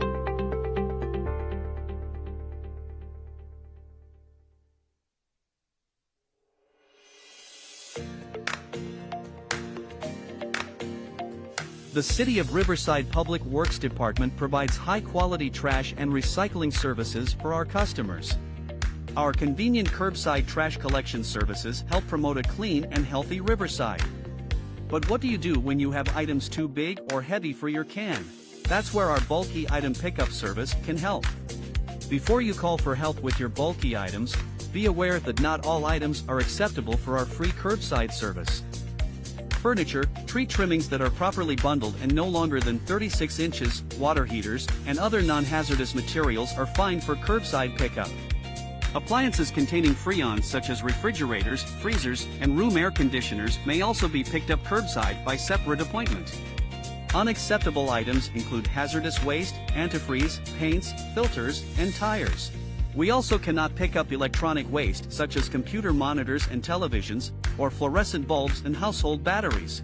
Construction or demolition materials such as scrap wood, metal, concrete, doors, and drywall are also not accepted. These items may be dropped off in person for no cost at the Agua Mansa transfer station or at one of our Clean Up Riverside events. For more information and the current schedule for these drop-off events, please visit riversideca.gov/cleanupriverside or call 951-826-5311, your one-stop shop for city services.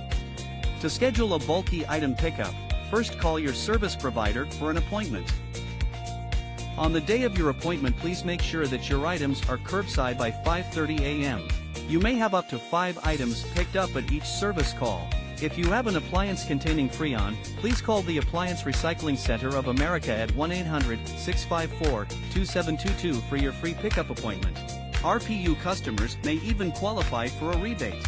Visit riversidepublicutilities.com for information on current residential rebate programs. To find out more about the City of Riverside Trash Services or our Clean Up Riverside events, visit the Public Works website at riversideca.gov/publicworks.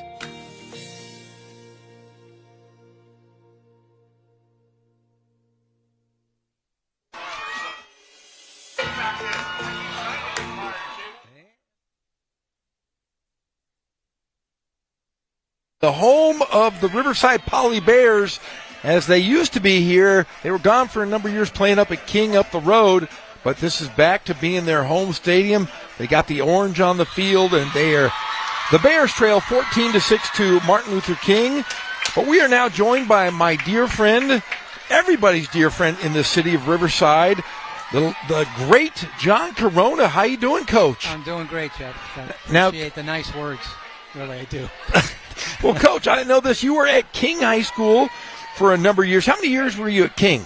19 years. 19 years at King and probably 58 over at Arlington before that? Is that what it was? Something along Some those people lines? think so, yeah. Some people tend to think so. But Well, Coach, you've been a staple in the city of Riverside. You know, anytime we talk about track and field, cross country, your name always comes up with another dear friend of ours, Will Jacobsmeyer.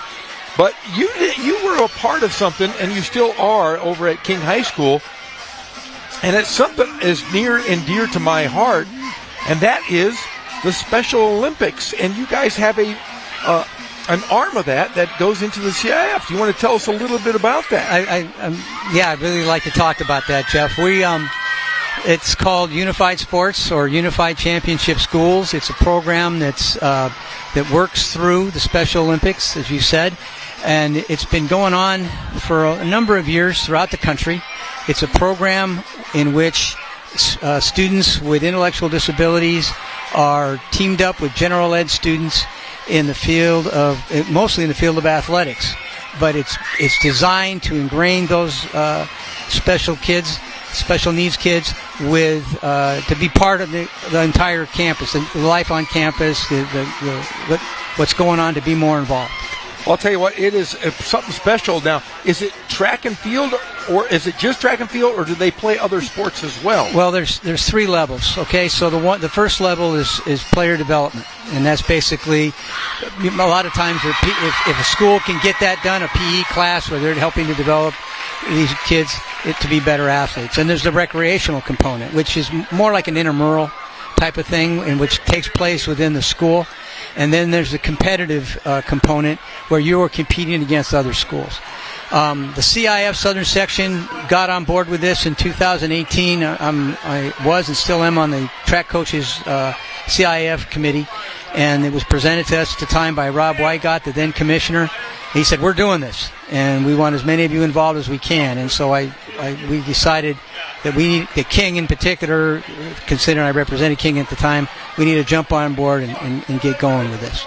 Now, you guys have had some success, from the CIF as well. Can you tell us a little bit about that success? Well, the way the program works is that the student with intellectual disabilities will team up with a gen ed student, and they become a team. So it's kind of like Best Buddies, which is also in high school, which Yes. is very, very a great program that spans across all of Riverside. Yeah, you've got all sorts of clubs at every campus that are involved in this, and so on.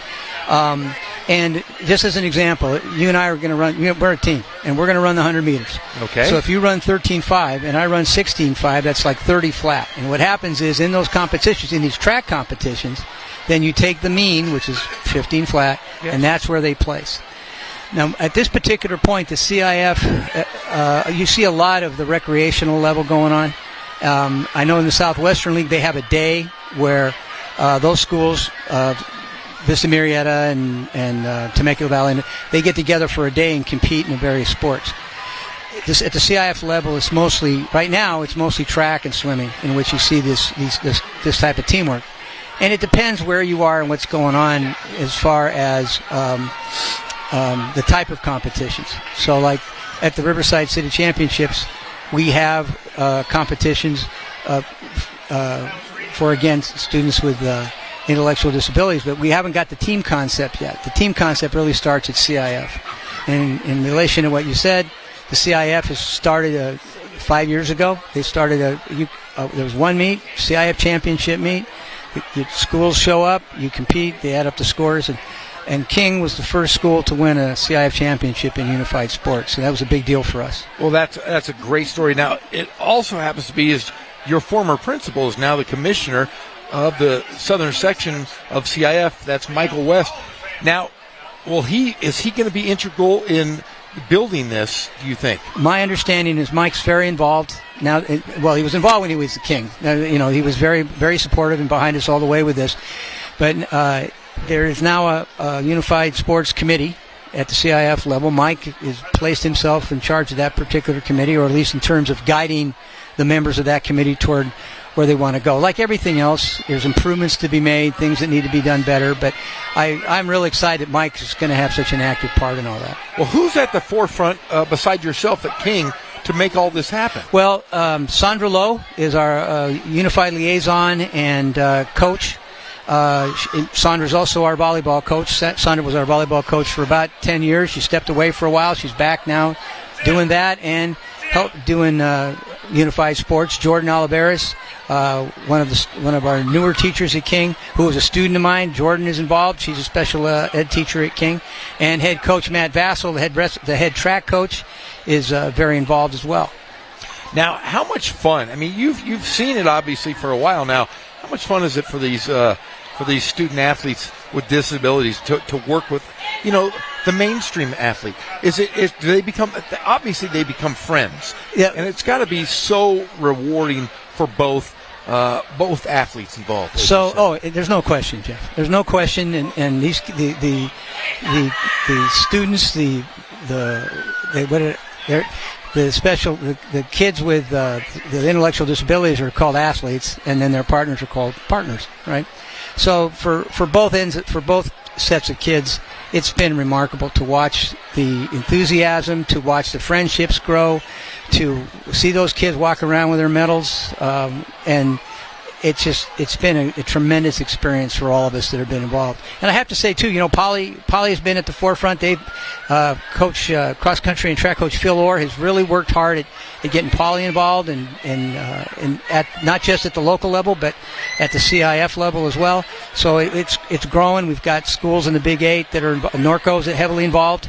I can't remember one of the other schools in the Big 8 that are involved too. But it's a nationwide movement, and it's been taking a little time, but we're trying to get that thing going here in Riverside. Well, if you are a teacher or a coach listening or watching tonight, maybe you guys can get started with your own version of this at your high school. Is there somebody they can reach out to? Is there a website that we can The Special Olympics is basically the umbrella of all of this. Okay. And the Southern California office is in Marietta. If you want, and the guy in charge locally is a guy named Blake English. And if you want to get hold of Blake, I don't have the numbers off the top of my head, but you can get hold of him. And there's information online, and certainly you can reach out to Sandra at King. She and Jordan just gave a presentation I think it was last fall, in regard to how you can do this and what it's going to take. So I think, if you're interested, just give King High School a call, ask for Sandra Lowe, we're good to go. Yep, there you go. There's some of your student athletes right there. Those guys do you recognize some of those guys? Well, I recognize all of them. The young man on the far left of the screen, that's Christian Deloy, and Christian was just named our Riverside Sports Hall of Fame most inspirational athlete. What he accomplished through unified sports and moving on to varsity athletics and now at the junior college level, it's incredible. This was a kid that was not involved in athletics at all, and last year he finished 21st in the state in cross country for San Antonio Junior College. Wow, that is an incredible story. We met that young man, so nice, so humble, and I'll tell you what, Coach, thank you so much for being a part of this great program. I hope that I can be a voice out there for you in the future here and go out and support these young student athletes. Well, Jeff, you've done a lot for high school athletics throughout the Inland Empire, and I know that all I got to do is ask, and you'll be there for us. But I really, really appreciate the opportunity to come and talk about this program. It's something that we really, it's great. It's just one of the best things I've ever been involved in education. Well, that is why we are in education. You want to help everybody, every student involved, especially the special needs ones, because I'll tell you what, they need people like you and I to integrate them and make them a part of our society. And I think what you've done is a great job, Coach. Thanks, Jeff. I really appreciate it. All right. He is John Corona, formerly of King High School. Now he's on every board in Riverside. He's on the Hall of Fame board at Arlington High School, King, and he is on the executive board with myself over at the Riverside Sport Hall of Fame. Thank you again, John Corona, for joining us as we go into the second half. Martin Luther King up 14 over Riverside Poly with 6. We'll be right back with Ghazal Hassan and myself for the second half. We'll be right back on Riverside TV.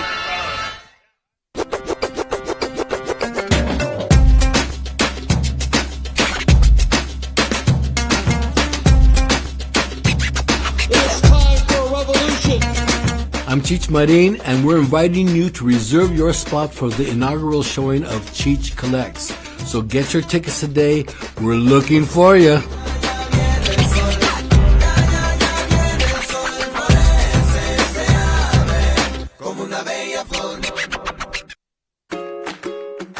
The Riverside Libraries have new hours and are now open on Sundays. Now you'll have more time to explore, study, and learn about the things that matter to you the most. The new hours for Arlington, Arlanza, Marcy, La Sierra, Orange Terrace, Eastside, and Casablanca libraries are Tuesday to Sunday from 10 a.m. to 6 p.m., while the Downtown Main Library is open Tuesday to Thursday from 10 a.m. to 8 p.m. and Friday to Sunday from 10 a.m. to 6 p.m. To find out more information about the new hours along with events and programs at the library nearest to you, visit riversideca.gov/library.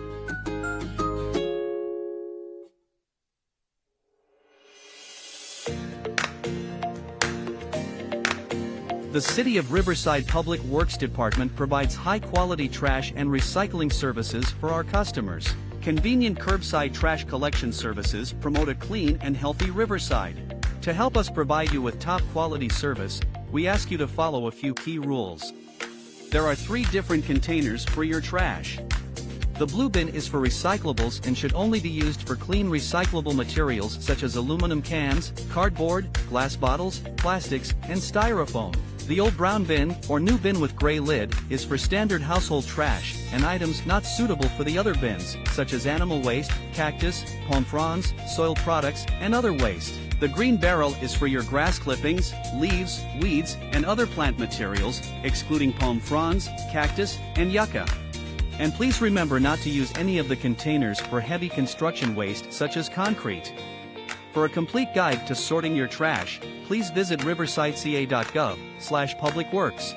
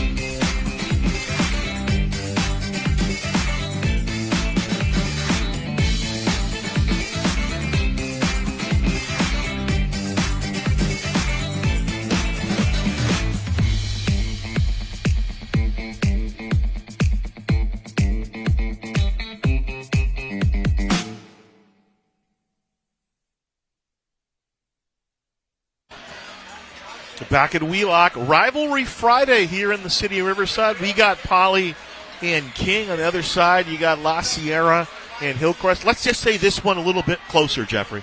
A lot closer. Man, this has been a great game.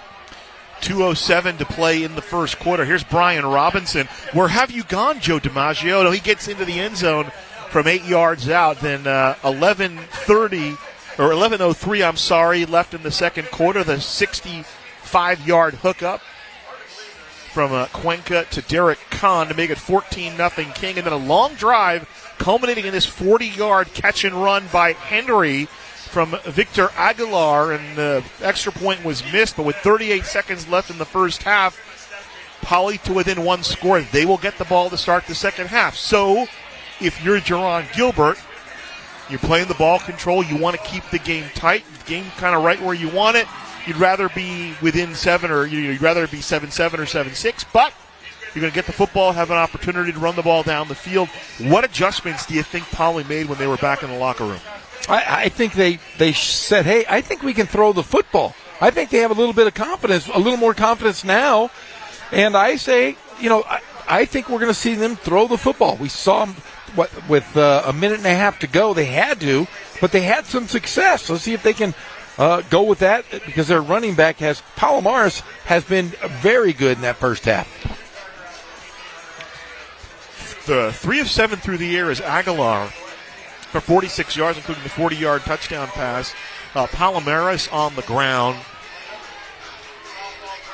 36 yards on 8 carries. And then on the King side, Robinson, 63 yards on 12 carries. Cuenca has completed 4 passes in 9 attempts. He has 88 yards through the air.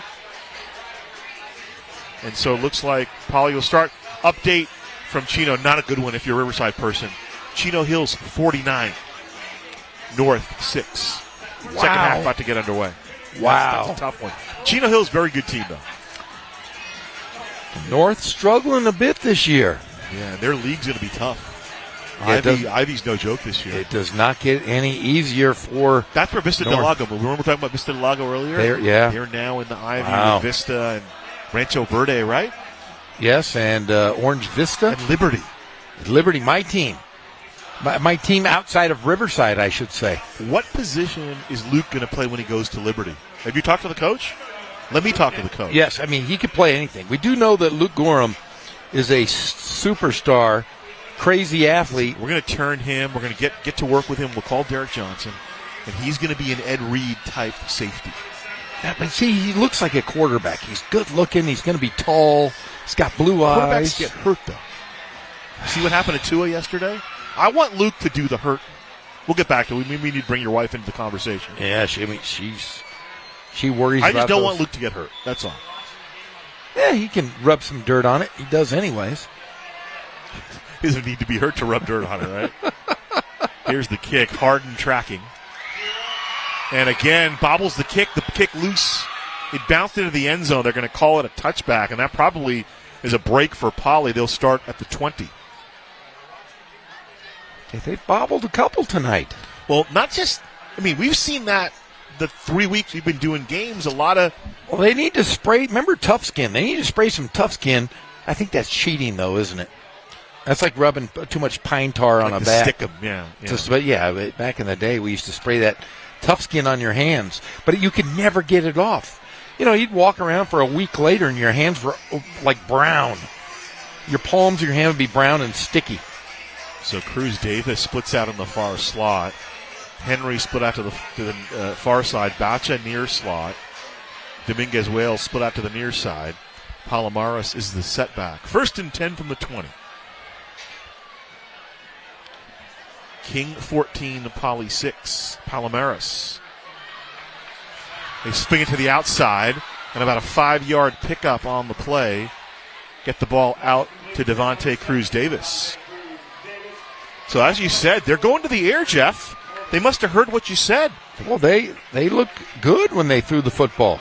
3rd catch for Devontae Cruz Davis for 12 yards. They marked it to the 25, so a 5-yard pickup on the play.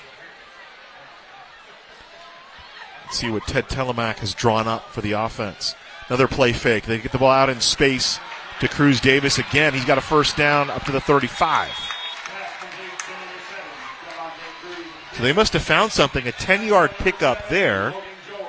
And his 4th reception for Devontae Cruz Davis. Sticks move up. Keep slinging the ball. And really it starts with the big boys up front. Morales, Johnson, Calderon, Clark, Templeton. For Poly, that's the offensive line for the Bears. And they'll swing it out of the backfield to Palomares, and nothing doing. That's going to be another face mask. Andrew Dixon with the tackle and the flag. Have they thrown the flag? Yes, they did throw the flag. Yeah, there's going to be a face mask. There it is. So, actually a loss on the play back to the 31, but they'll tack on 15.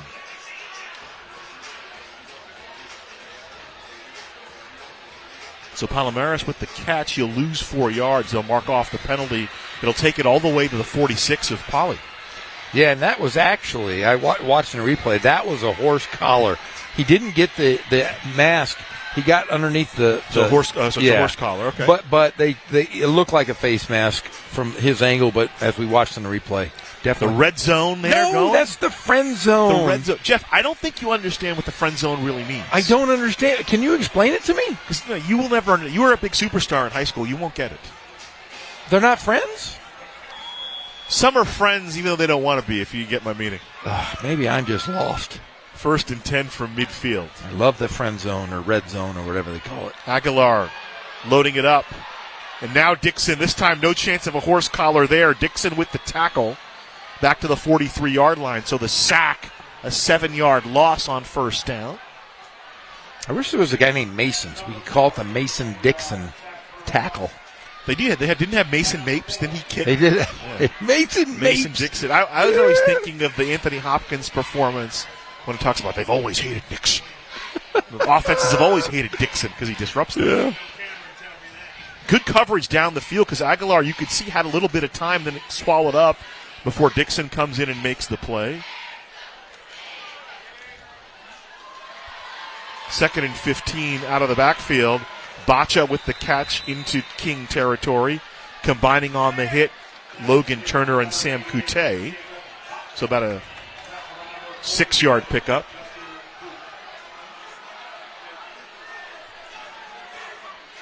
First catch for the tight end, Bacha.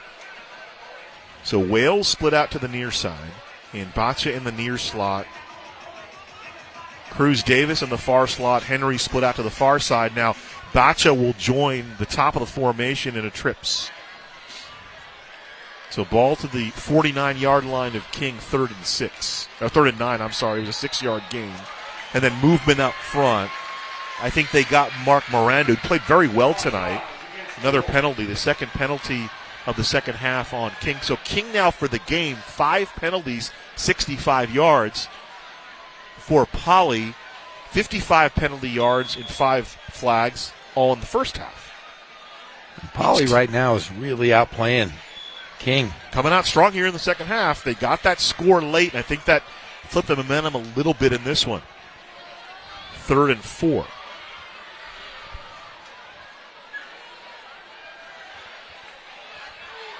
Complete to the outside. That's Wales. He's got some space. The stiff arm, and he's down at the 5-yard line. Aaron Porter makes the tackle, saves the touchdown. 39-yard gain, and that's 4 straight completions for Aguilar. They figured something out. First reception for Wales. How about Novi? North Vista 28. Oh, that's a great catch. Turner was trying to jump the route, and Wales kind of looked it into the hand. And finally, Aaron Porter knocks him down at the 5-yard line, 1st and goal. Palomares. Cuba rides him down with some help at about the 2-yard line. If you're looking at the bottom third there, North Vista 28, Great Oak 14. That's a good performance for Ken Batdorf's squad on the road. Down in wine country, Temecula. I predicted a victory over Great Oak. But they're a great oak. They are. They're a mighty oak. They didn't eat on campus today. They ate over at a barbecue place in Temecula. I didn't get to have my pregame meal. 2nd and goal. Henry split out to the far side. Wales to the near side. Here's the give. This is inside Padilla. Is he in? Touchdown, Poly. Wow.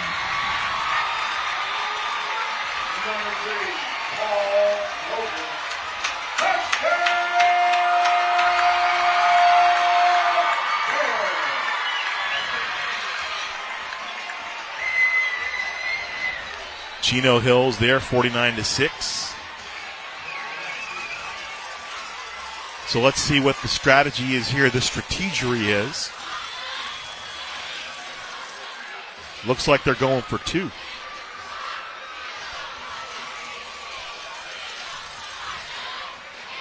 Yes, they are. So beg your pardon, that was Robles on the touchdown. He came in as a short yardage back. Deflected, incomplete. The conversion fails. So Robles with the 2-yard TD run makes it a 14-12 game.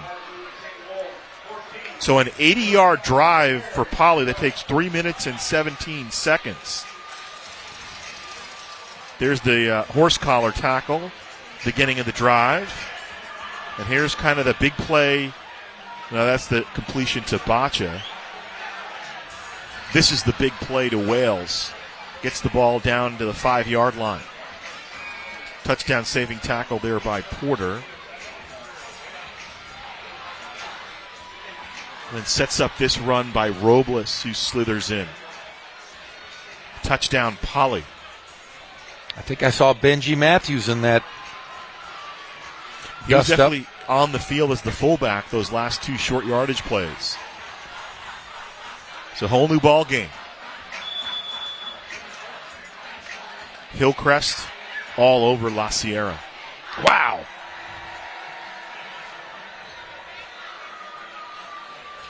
Long with the kick. Kahn from the 10. Right up the middle of the field. He's got to move. Gets past Long. Out of bounds inside the 30. Victor Ramirez finally made the tackle to save the touchdown. They'll mark him at the 29-yard line. 60-yard run. So second half underway. Hillcrest 49-0. And that's Derek Kahn.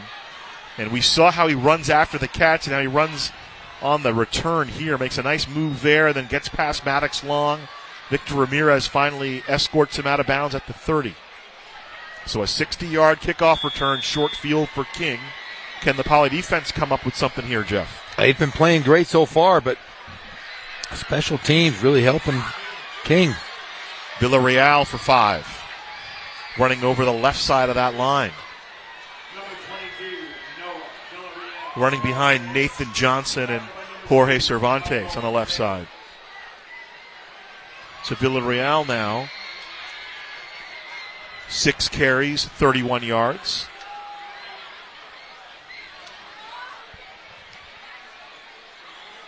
Villarreal again inside, close to the first down. Benji Matthews in on the tackle.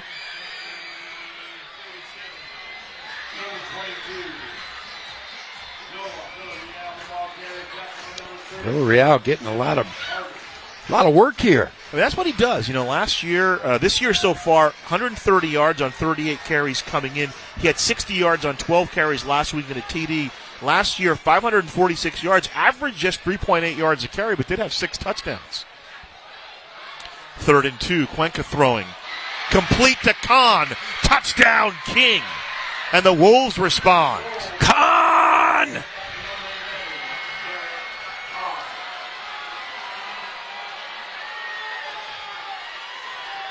Second trip to pay dirt for Kahn. And what a response. So King moves right down the field. Second touchdown hookup from Cuenca to Kahn.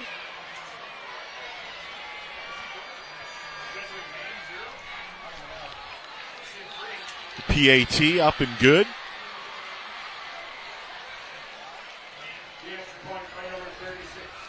So 21-12. So here's the drive. This is a big play by Derek Kahn, and you see what Jason McMains was talking about in terms of him kind of being that number one guy. Kind of shades of Blake Bowen, you know, returning the kick, and then he's the big guy on the play here, that 20-yard touchdown catch. Man, could you imagine if Blake Bowen would have stayed?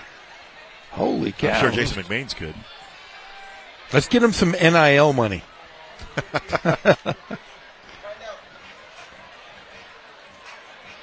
21-12, of course, also the title of a album, a concept album from the Canadian rockers Rush.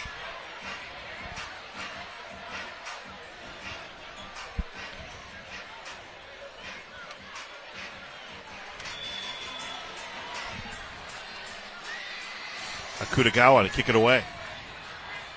Booch.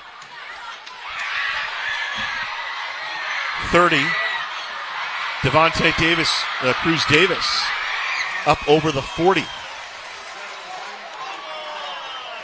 7, Devontae Cruz Davis on the return. Tackled by number 7, Logan Logan George making the tackle. I know you're good buddies with Logan's dad. I am. I mean, long time, right? Like childhood friends. Yes, very much so. Family friends, I guess. Very good man. I remember we'd always see him when we were at King. Yes, that's right. He used to just sit out there right outside the box. So 11 yards on the return, and 1st and 10 from the 41. 7:12 to play here in the third quarter. Gazal and Jeff back with you. We're always here, Gazal. It's fun. It's fun to hang out, Jeff. I think we've done 5 games in the last 8 days, you and I. Is that what we've done? 5. Give us more. I love these games. We were here on Saturday, and we saw the new RCC Tigers. So a face mask against King. Man, they're piling up the face masks. 3rd penalty in the second half, 6th penalty on King. Will move the ball into King territory at the 44. Let's see what Coach Telemac does here. Does he take a shot down the field? Bacha resets.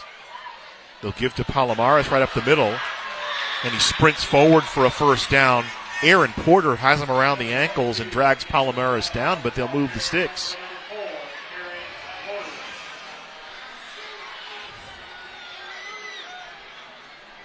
Ten carries, 49 yards unofficially for Nick Palomares.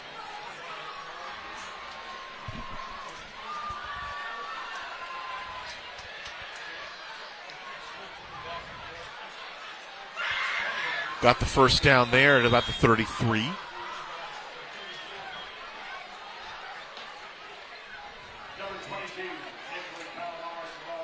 Again, I like what we talked about, the foundation under John Rice, but a lot of these guys, we talked about Victor Aguilar last year, kind of how he matured. Palomares also got some time with the varsity last year, and he's kind of grown into his role as that kind of pulse of the offense, keeping the sticks moving. Aguilar rolling, throwing, incomplete. Intended for Bacha. On the coverage was Aaron Porter. And another pretty good offensive play here by Poly. He was open. Just a little bit underthrown here, but we talked about RPO, Jeff. I mean, Aguilar really good on the boot. He was good last year on the boot, too.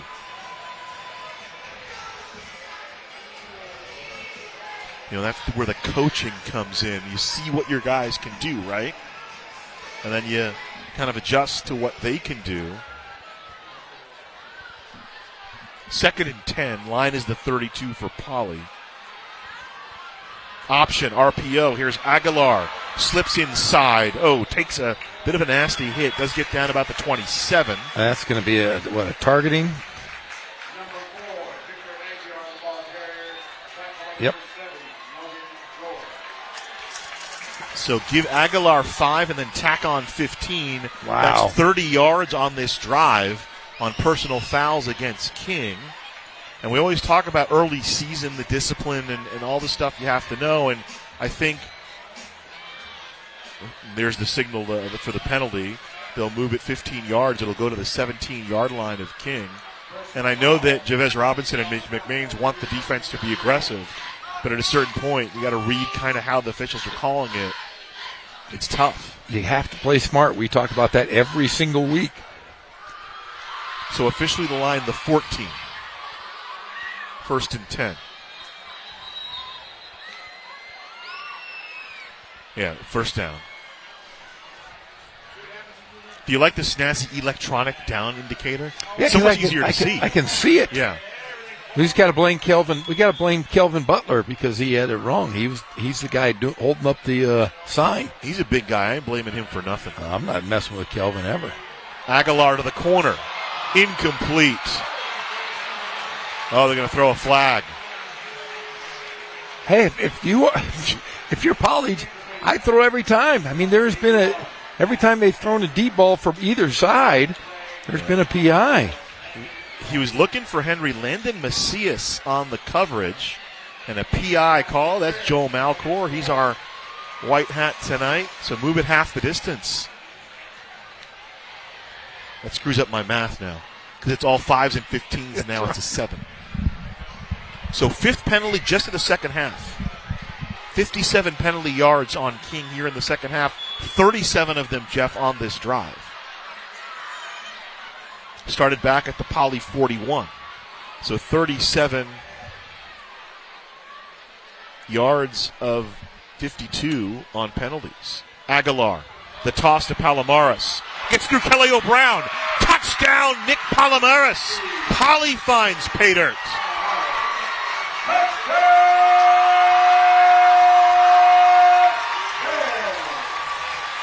So 7-yard run for Nick Palomares. And back within a score are the Bears.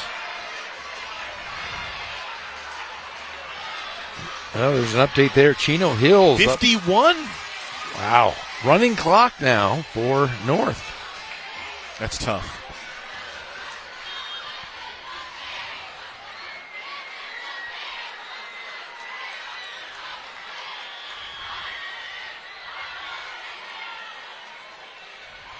Long swings the leg and again misses the good kick. So 21-18. Another PAT missed. Here's the touchdown run again.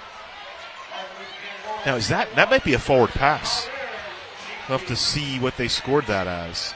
That could be a forward pass because he kind of pitched it forward to Aguilar. Yeah. Either way, a touchdown. And we got a good one here.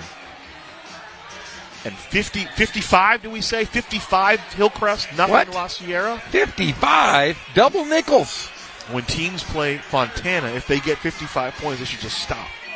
Because Sammy Hagar went there, and he can't drive 55. He cannot. Best 55. Are you a Van Hagar guy or a Van Halen guy? I do. You know what? I did like Van Hagar. Must admit, I did like Van Hagar. You did? I did. I mean, don't get me wrong. David Lee Roth, obviously a very talented man, but I'm not going to hate on Van Hagar. Yeah, they were pretty good.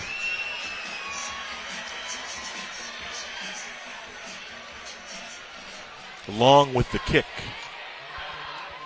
Kahn from the 4. Veering left and finally tackled. And another penalty. Number 11, Derek Kahn on a return. Tackle by number 82, Amari James.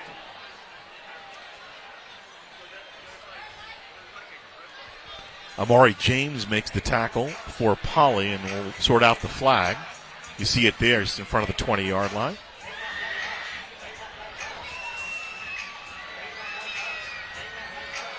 Oh, wow. King getting just victimized by penalties, the block in the back. Coach McMains cannot be happy right now. This third quarter has been disastrous for him. You know, in a rivalry game, too, you don't want to let the other team hang around. No. Because that's when things happen. You get a bounce, you get this, you get that. So they'll go back 10-yard mark off to the 11. So 6 penalties for 67 yards in the second half. Overall, 9 penalties for King for 112 yards.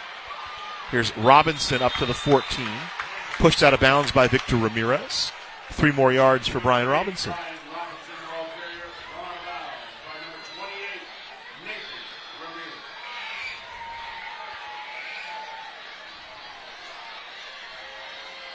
Ramirez. Ramirez just put a beat on Robinson and shoved him away. So Galvin in the far slot. Kahn split out to the near side. Juarez split out to the far side. Out of the backfield. Complete to Cover. Up over the 25 for a first down. Maybe stop at the 28-yard line. Jaden Cover.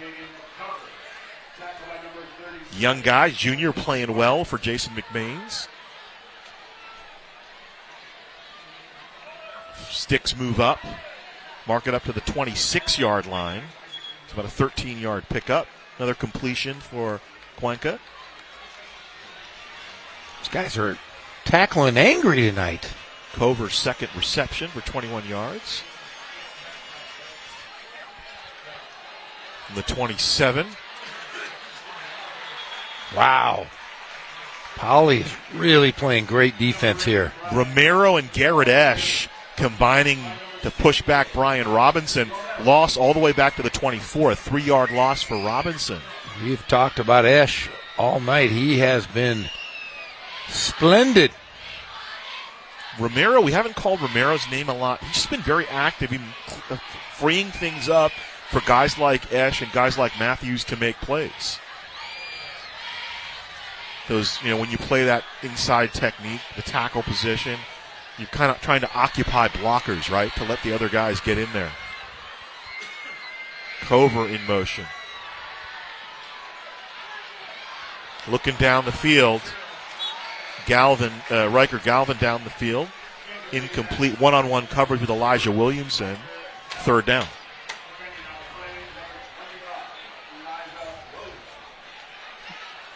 And Riverside Poly playing step for step right now with King. That's just that style of play. It's almost like they bludgeon you, right? They do, yeah. They're playing that defense, and we mentioned earlier, Jerron Gilbert, the head coach of Poly, kind of gave up. He's not calling the defensive plays this year like he did last year. He is still working with the D-line when it comes to practice. 3rd down. Cuenca. Great job there by Bahena, just waiting right at the marker. Stops him at about the 28.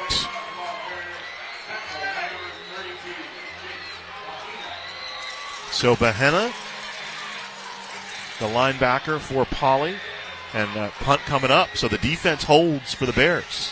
And the Bears could have great field position here. Now, Akutagawa, you got to watch him. I don't think they'll try a fake here at 4th and 9. Right around this part of the field, he ran for that 4th and 2. Akutagawa kicks it. It'll bounce out of bounds at approximately the 35-yard line. So 37-yard kick, no return. That's where Poly will start it with 3:35 to play here in the 3rd quarter.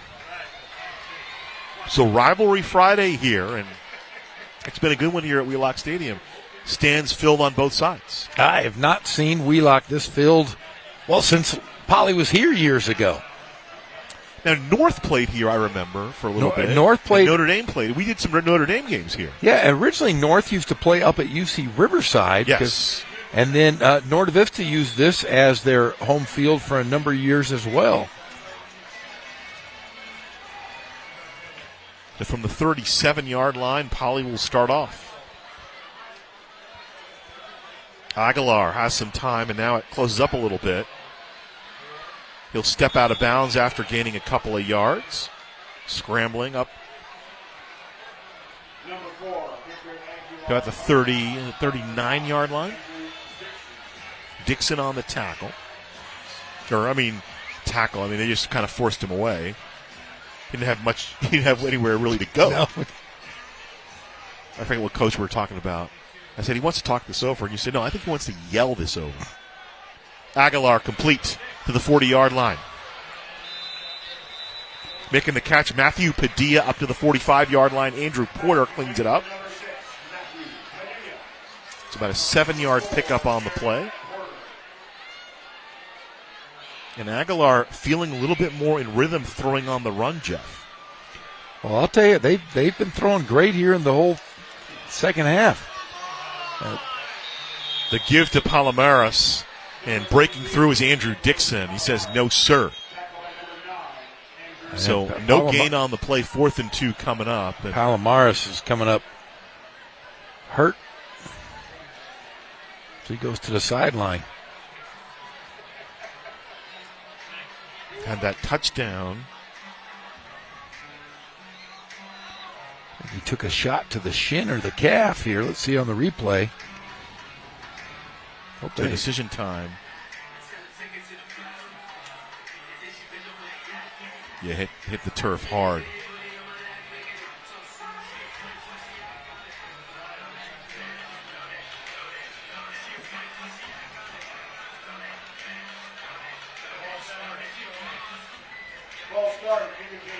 So after all that, they'll mark off 5 against the Bears.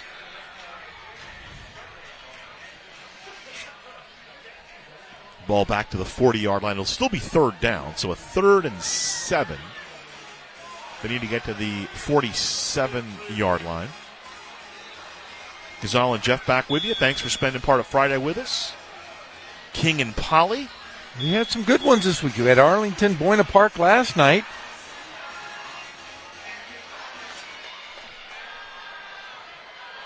Aguilar in trouble. And down he goes. Dixon making the tackle, but Matthew Zubieta getting in some pressure. And he's a great story, the senior defensive lineman as the punt team coming out. And, as one of these guys, he was in a class with Jason McMains. And he kept telling Coach McMains, hey, I want to come out for football, And Jason said, you know what? That's great. I encourage a kid to come out to play. He figured, play some JV, get in practice. And Coach told me this. And he said, you can say this on the air. He said, I never thought he would. I thought he might see some reps. Maybe as a senior we'd get him in. Yes. But he's become an impact guy for them on the defensive line. You saw it there on that play. And nobody could be happier for Matthew than Jason McMains. As Long punts it away, driving Galvin back. It'll bounce out of bounds at the 20. So a 45-yard kick, no return. And what a weapon Maddox Long has been. Man. He's missed a couple of PATs, but in terms of the punting, done a great job. He's got a great leg. Did I hear this correctly? It's 55-0. 56. 56? 56-0 Hillcrest over La Sierra. So they're running the clock. It's 9 minutes left in the fourth quarter there. So Travis Carter and his offense just running it up. We saw them last week against Ramona. And, we knew they could do some good things. I'll tell you what, I'm looking forward to seeing Ramona Poly rematch again. Yeah, we'll see that next week. And Thursday, we'll see King again. That's right. We have King, Marietta Valley, and then Ramona and Poly. I believe it's at Ramona. 1st and 10. Villarreal and Robles hog ties him. Robles pulls him down for a 1-yard loss. Number 22, Noah Villarreal, volunteer. Tackle number 3. We'll also have Novi Granite Hills as the second game on Friday. Wow. We have more so games. You and I will have King and Marietta Valley on Thursday. Then you and I will have Ramona and Poly on Friday. And the Rice Bowl, next week's Rice Bowl, will be at Novi. The Rice brothers. 2nd and 10. Robinson kind of skips over the 20. He'll have a first down over the 30-yard line. And that's the one guy that has really been the man tonight. Ramirez drags him down after a 12-yard pickup on the play. And you got to give credit to the big boys up front. He knows how to run, though. He's reading those. Jordan Morris, the kick-out block on that play. Another run for Robinson. Over the 35, still on his feet. Over the 40, close to the marker. Well, he took a shot and continued going. So they'll mark him up to the 43-yard line.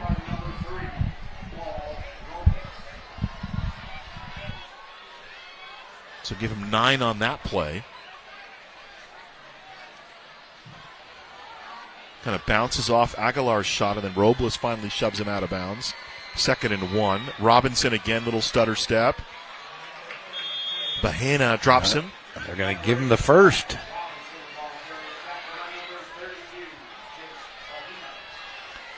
So move the sticks. King moving the football right now, up by 3 points. Under a minute to play here in the third quarter. It's been a good one. Wheelock Stadium, new home field for Poly. New, but look at the bikes over there. What is that? Yeah, new but old. Yeah, I was going to say that in the open. Well, look at all these bikes. They've got neon lights on them and stuff. That's when did they cool. stop playing here? Poly. Because they were at King since I remember they've been at King. Oh, I don't know. It's been a long time, though. Play action. I get the ball out to Galvin. Little stiff arm, still on his feet. Little tightrope on the sideline, out of bounds into Poly territory, close to a first down. They'll give him the 46. I'm sorry, they'll give him the 49, so about a 7-yard pickup. I've never seen bikes with lights on them like that. It looked like Tron. So on that painted Tiger visage at midfield. 2nd down and 3 after the 7-yard pickup for King. Hand the ball to Robinson. 1st down. Tackle by Garrett Esch. They're going to mark him just short.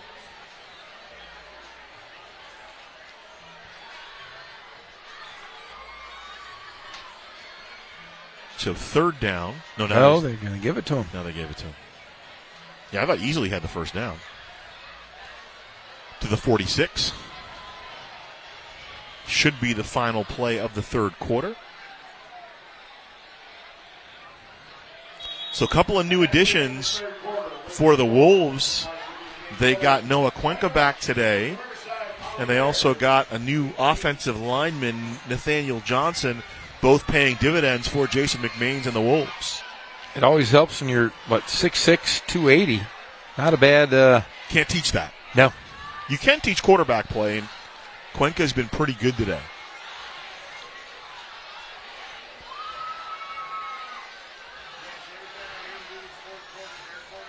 Unofficially have him 6 of 11 through the air.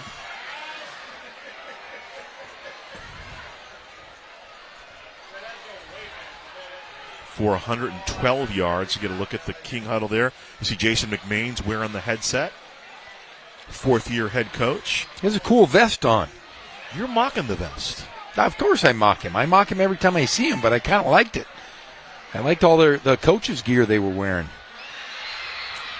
You can tell Coach McMains feels very much at home here at King. So 1st and 10, line is the 46. Get a look at Jason right there. Calls the offensive plays. In homage to Coach Brown, he said. When he Both Coach yeah, Browns. when he coached over here at RCC. Yeah, Coach McMains played here and coached here. Robinson, and down he goes. There's Benji Matthews saying hello. Man, he is such a good football player, Benji Matthews. Now, what position do you think Jason McMains played when he played football? Take a guess. Running back. I'll give you another hint. He actually played with another coach that we know. He and Chris Fowler were teammates for a year, and they're 2 years apart. But Chris Fowler is smaller than him, so nose guard.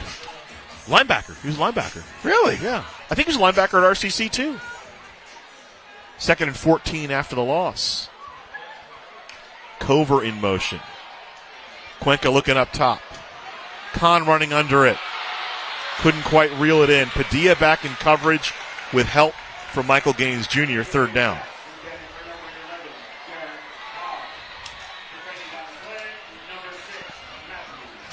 So Fowler and McMains played together. I think in high school. At Rubidoux. Yeah.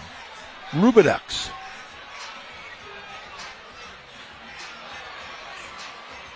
Oh, that was, he could have reeled that one in. But another big play for Derek Kahn. And so Martin Luther King will call timeout. 11:07 to play here in the 4th quarter. Thanks for joining us. It's a capacity-filled. Yeah, tremendous atmosphere here tonight.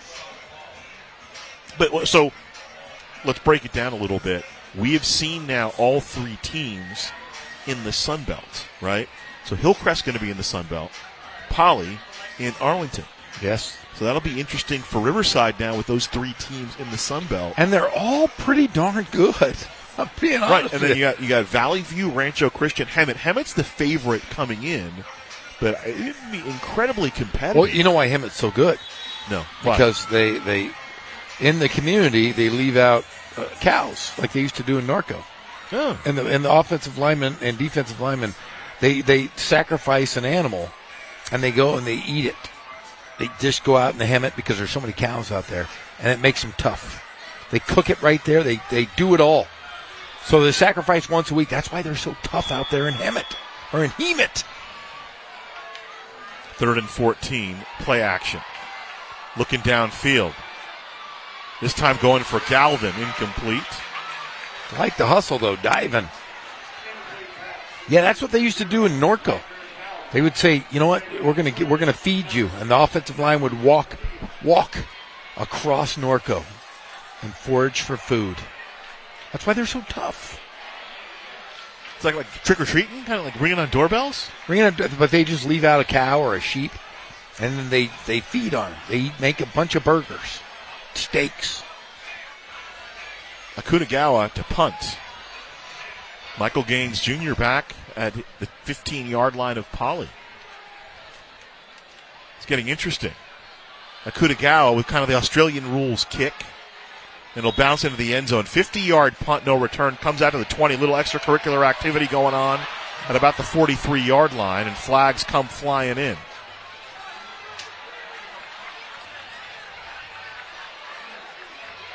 So about 11 minutes to go in this one. And it's very much still hanged in the balance, and Poly with a good defensive stop there going to get the football. And Jerron Gilbert out there just to restore order, the head coach of the Bears.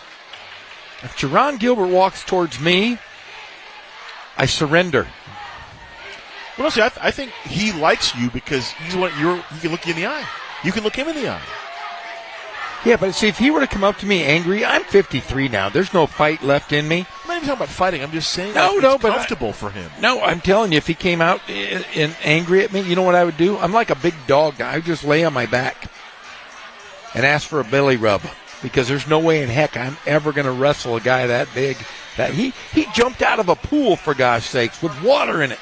And Jason McMains and Joel Malcor having a little colloquy on the other side of the field. They're going to mark off the 15 yards against King. So the ball comes out to the 35-yard line for Poly, who trails by 3, 21-18. Yeah, Jerron Gilbert, when he shakes his hands, he's got a giant hand. He's an NFL guy. Yeah, played in the NFL. You saw him. You were watching the game when he played. The one tackle he made in his career I saw because he played for the Jets. Made it for the Jets. But, had a career at San Jose State, played for Dick Tomey. Tomey, longtime coach at Arizona as well. All right, 1st and 10 from the 35. Here we go. All right, back to football. Here's Michael Gaines. Michael Gaines Jr. over the 40. 6 yards on the carry, playing a little offense, a little change of pace. The free safety for the Bears. Now remember, Palomares went off. Wasn't sure it was a cramp or a twisted ankle or a calf deal. 2nd and 4.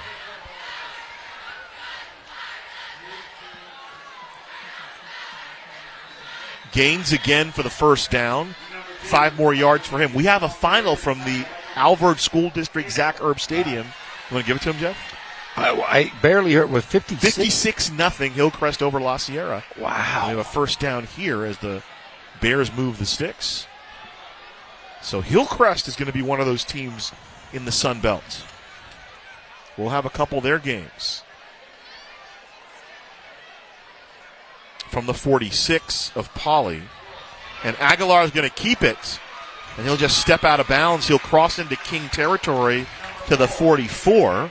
So a 10-yard pickup for Aguilar and another first down for Poly.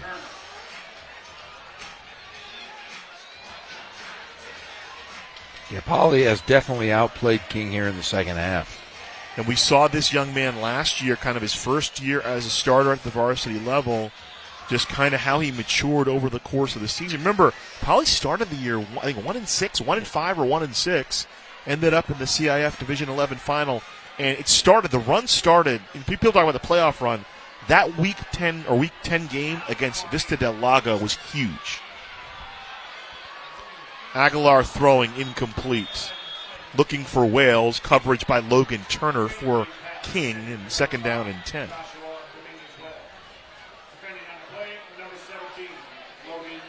Because that was a Ravens team that was playing so well to move into the playoffs. And Poly needed the win. If they lost that game, they weren't in the playoffs. And they got it. So Henry split out to the near side. Batcha in the near slot. Wales split out to the far side. Fullback is Matthews. The give to Gaines. maybe to the 41. Ran headlong into the left side of that line. Devin Zeno making the tackle, the junior defensive lineman. Mark it to the 42-yard line. 3rd down.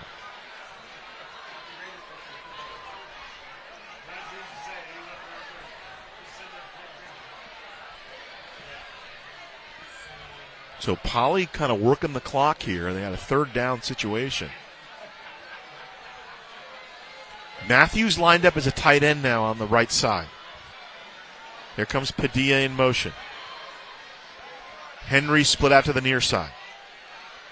Aguilar to throw. Looking for Gaines, incomplete. Gaines was the check down as the pressure was coming.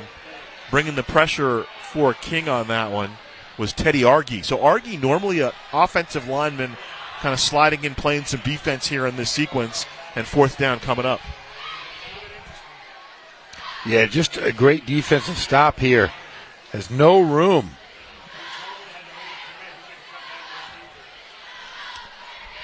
I just thought of it. Today's Friday the 13th. Yeah. Anything weird happened to you today? I had lunch with Pete Arbogast. That's pretty weird. That is pretty weird. The voice of the Trojans of USC.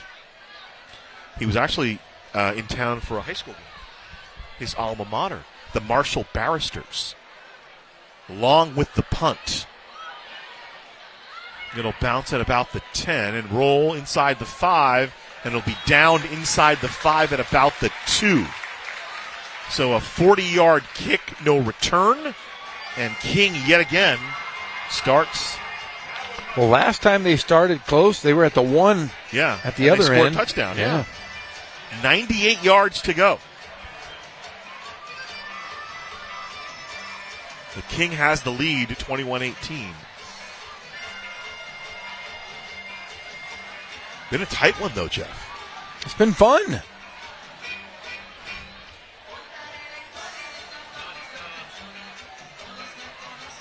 Poly comes in 1-1. The Wolves, they would love to go 4-0 because they got that Marietta Valley game next week. It's going to be a good one. Got their quarterback back, got their offensive line in order. Here's the give to Villarreal, angling left. Matthews comes and cleans up. I think Gaines was in on the hit as well. About 3 yards for Noah Villarreal.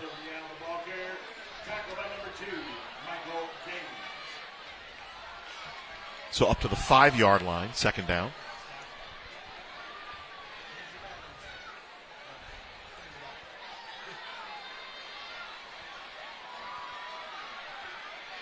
Cora is split out to the near side, Kahn to the far side. He's going to throw. Stepping up, throwing deep, and Gaines nearly picks it off. I think the receiver fell down. I think Kahn, you see him took a spill at about the 20. Turf Monster got him. So incomplete. 3rd down coming up.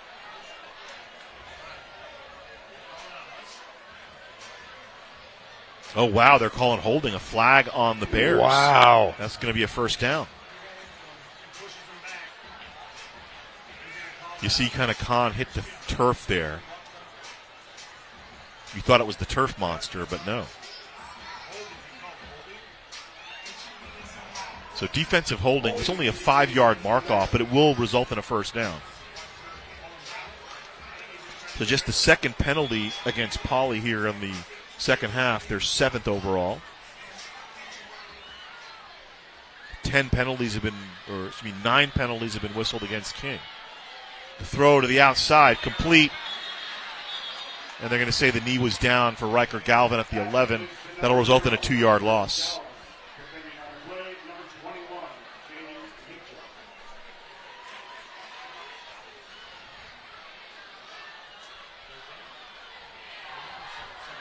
So 2nd down after the yard loss.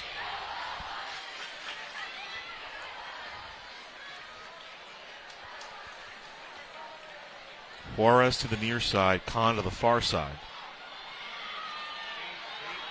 Here's the give to Robinson to the 15.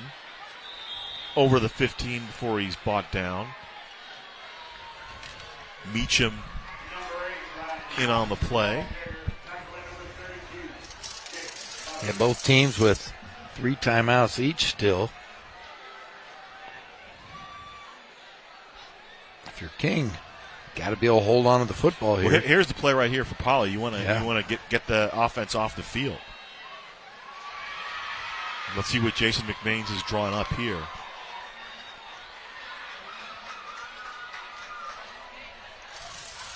So he's got Kahn split out to the far side.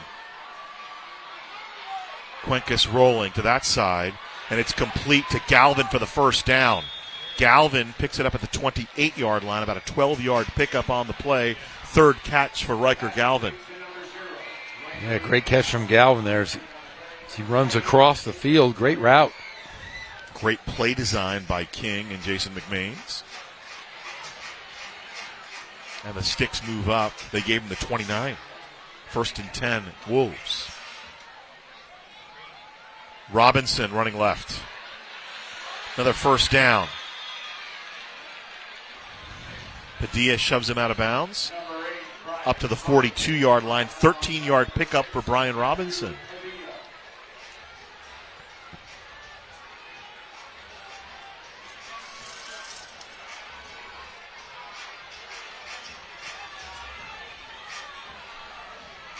So with that, Robinson over 100 yards unofficially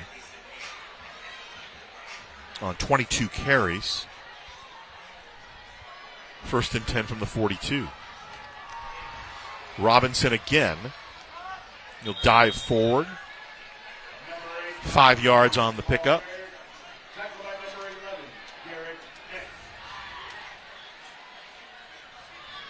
I think you and I should become referees, Gazal. Oh, no. I don't know if the stripes would make us look very good, though. It's like in The Sopranos when they tell Jimmy Altieri he should be a lawyer. He said, enough people hate me. Late Jimmy Altieri. Play action. Here's the pressure. Looking down the field. Gains on the coverage. They were looking for Kaleo Brown. Brown mostly a defender, but also will slide in, play some H-back and tight end. It's another third down. Try to go for a quick strike there.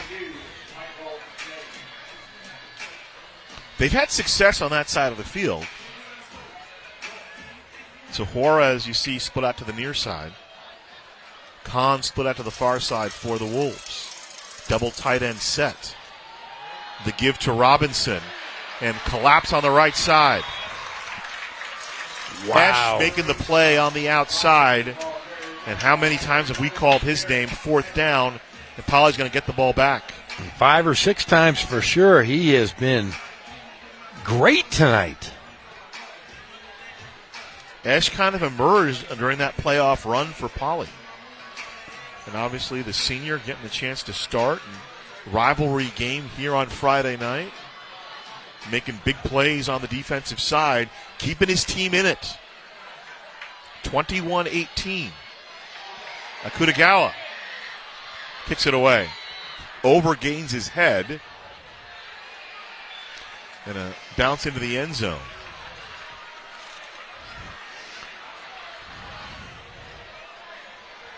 So a 55-yard kick, no return, will come after the 20.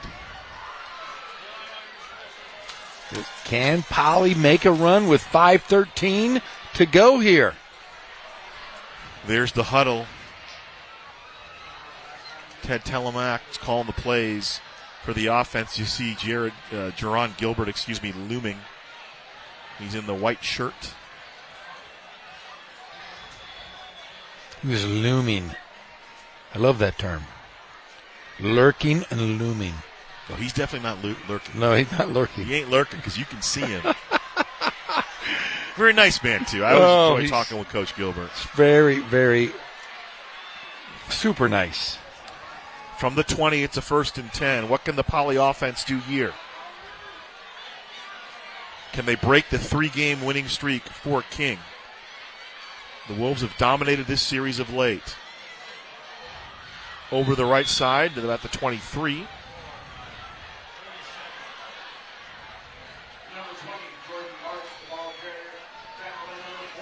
So no Palomares right now. He looks like he's still out. Marks carrying the ball. The tackle made by Coute. 2nd and 7 coming up. So yeah, Palomares left with an injury. We have not seen him back since. 2nd down. Aguilar had some time, but now he's going to tuck it under and run. He'll have the first down up over the 30-yard line to the 35. So 12-yard run there for Aguilar. That was all predicated on the fake. He threw a good fake. Really, everybody thought he was throwing the football. I found he had a lot going on the right side. Smart move to get out of bounds. Stops the clock. 4 minutes and 30 seconds. Both teams have all 3 timeouts remaining.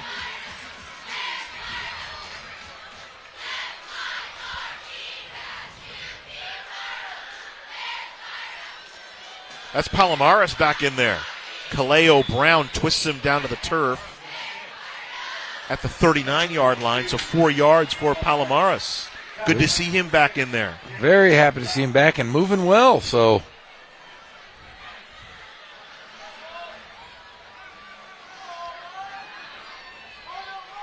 He's an itty-bitty guy. Flag comes in, and it'll be a false start against Poly.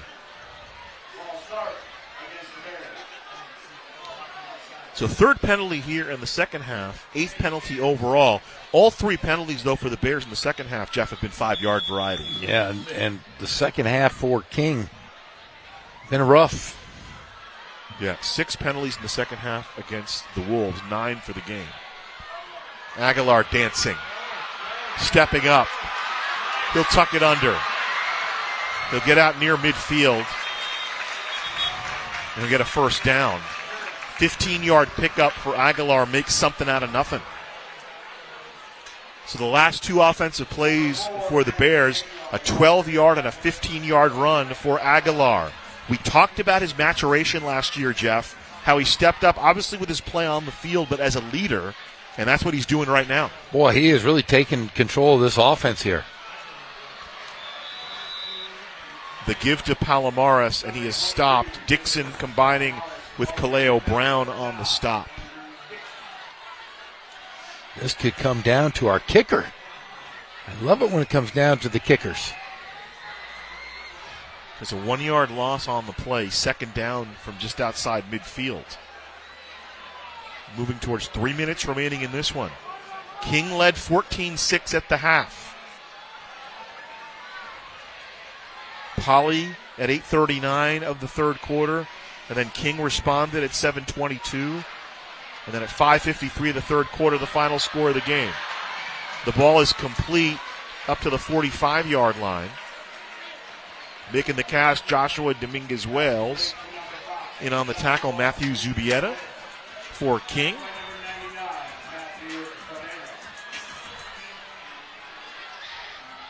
So ball to the 45-yard line. They need the 40 for the first down. So a big 3rd down play here for Javaz Robinson's defense.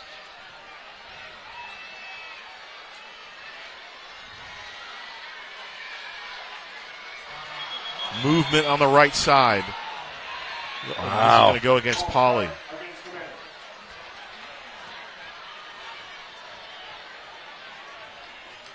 So 9th penalty on Poly, so we're even Steven. Again, it's a 5-yard mark off, but it's big right here. Makes a 3rd and 5, 3rd and 10. I'm guessing here, though, with 2 something remaining, it's probably 4 down territory anyway. Yes. 18th all-time meeting. The Kings have won 6 of the last 8.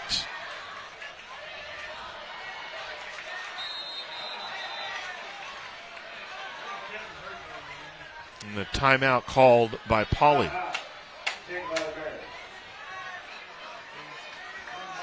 Last 5 losses against King, a combined score of 184-34. I mentioned that the Bears didn't score any more than 7 points in any of those 5 losses. They have today. Obviously, it's 21-18. We get a look at the huddle there for Poly.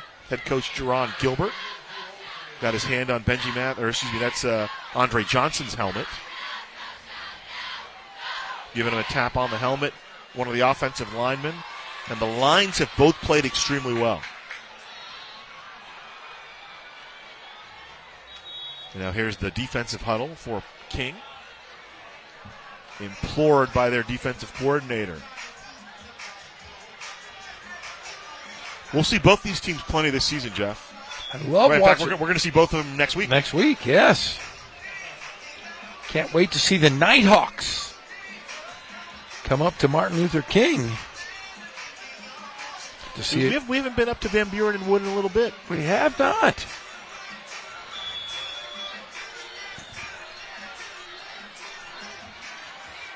So first timeout for the Bears. They have 2 remaining. Aguilar going up top, looking for Henry. Intercepted. Dana Burke with the pick. One-on-one coverage, made the play on the ball, and right after his coordinator, Javez Robinson, imploring his defense to go make a play, Dana Burke answers the call. That is a huge play. That could be the game right there. One-on-one coverage is what you want with Henry, and then using the hips to keep the position inside, and then playing the ball is Dana Burke for the pick. Burke, the senior, had 7 tackles on the season, coming in part of a rotation in the defensive backfield. You know, Riker Galvin plays offense, so they kind of rotate a couple of guys in. Both Logan Turner and Dana Burke doing a great job tonight in the defensive backfield for King. 1st and 10 from the 23. They'll give the ball to Villarreal, a nice move, and then he runs into the arms of Esch, still driving his feet, still pushing, dragging the pile up to the 28-yard line, a 5-yard pickup on the play. Poly will call timeout. Stop the clock with 1:42 to play.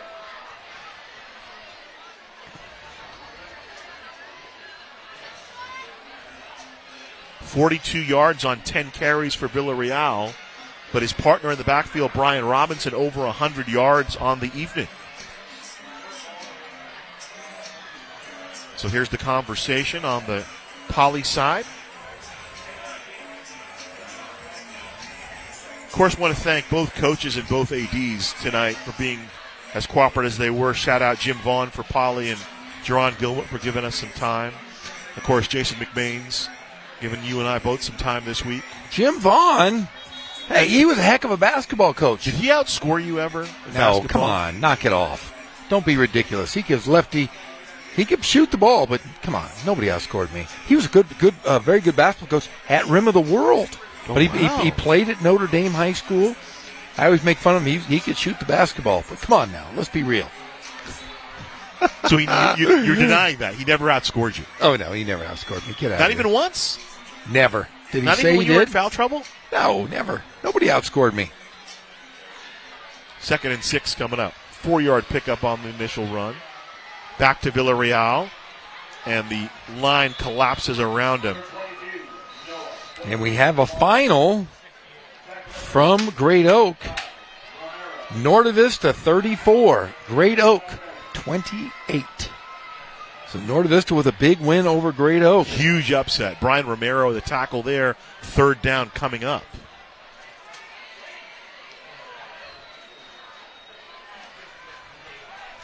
And I believe that Poly just exhausted their final timeout. So here we go. Here's the game right here, 3rd and 7. Congratulations. That's a great win for Ken Batdorf. Man, huge win. Great Oak has been consistently solid, They have Granite Hills next week. and that's the secondary game on Yeah. Friday. The Rice Bowl guys will have that one. I'm predicting, though, that Ken Batdorf goes 10-0. Okay. Had some close games, though. Hey, go to Temecula and beat Great Oak. That's, put that in your pocket. That's something the committee will have to look at when playoff seedings come around. That's a big win. I think so, too. 3rd and 7. Galvin in the far slot, Con to the far side, Juarez split out to the near side. Here's the give, the fake out of the backfield. They get the ball to Cover, and he can't get there. Short of the first down. Poly looks like they could have another shot here with the football. Devin Harden making the play. Matthews also in on the hit as we tick down towards a minute remaining. And so the King punt team's going to have to come out, and then it'll be... Can't really see the play clock from where we're at.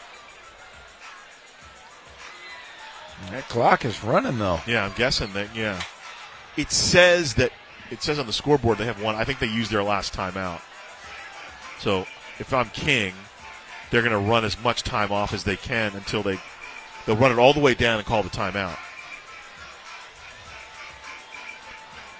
And the Poly kid's looking up. And there's the timeout. So King calls a timeout. They've run as much time off the clock as they can. And I think what the Poly kids were looking at, they said, we have a timeout. They don't. That's the difference. I think Jerron Gilbert used the third timeout. So they weren't able to call a timeout. They needed to let King run the clock down. But still, 39 seconds left. Now, can they put themselves in position for a field goal to try to tie this one? And I just was told that Ramona won 27-26. Were they at Desert Hot Springs or on the road somewhere? On the road somewhere. Well, if you want to hear all those scores, by the way, let me remind you, Jeff and Pep will have them for you on the Friday night Pep Rally. You can tune in, Riverside TV, via YouTube, or whatever format you use, starting at 11 o'clock. Jeff Gorham, Pep Fernandez, and John Rice are going to stop by.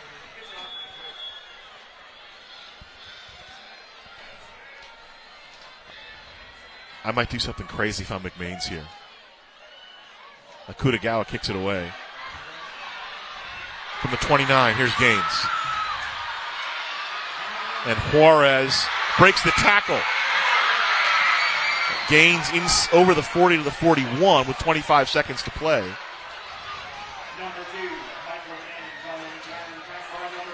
Now you're up 3. If you're Akutagawa, you scramble around for as long as you can to catch it. Take the intentional safety. Just run around everywhere. Kick from the 20, yeah. But nice play here by Gaines. The only problem is obviously you lose a bunch of time off the clock, but he got them good field position. And remember, the clock stops on a first down for them to move the chains. So probably you need 2 completions to the middle of the field and then ground it. Try to get yourself the field goal attempt. From the 42, 1st and 10.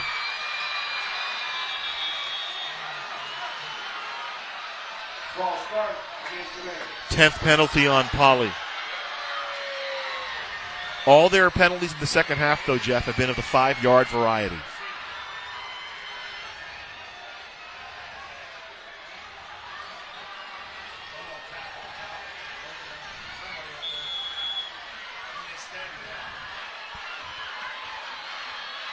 So back it off 5, still first down. Aguilar to the sideline. Matt Henry makes the catch and gets out of bounds.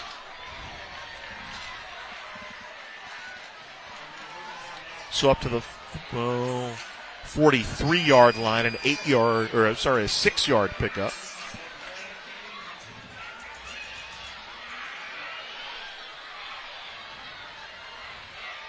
Second down. 21 seconds left. They lost 4 seconds on that play. Aguilar dancing. Flings it down the field, and it's incomplete.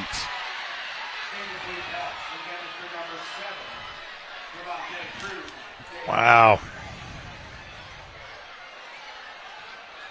Third down coming up. Fun game, though. A lot of fun. Great atmosphere tonight.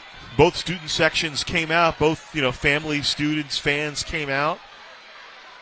Grandstand on the visitor side full. Grandstand underneath us on the home side full. Great atmosphere for a fun high school football game. Rivalry Friday here in the city of Riverside.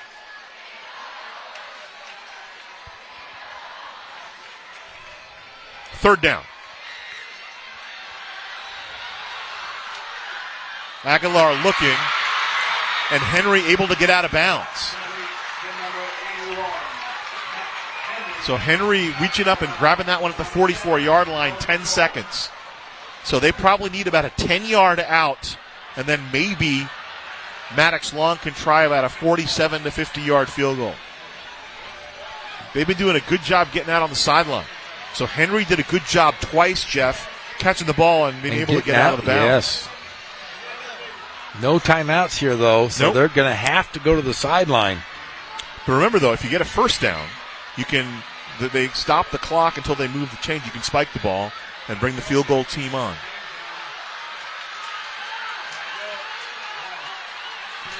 Two deep safeties for King.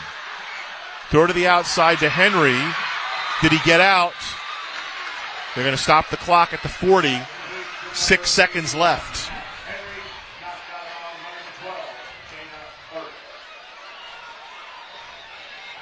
Burke making the tackle. He was the one who had the big pick on the last drive. So is 6 seconds enough? It would be a 57-yard field goal from here.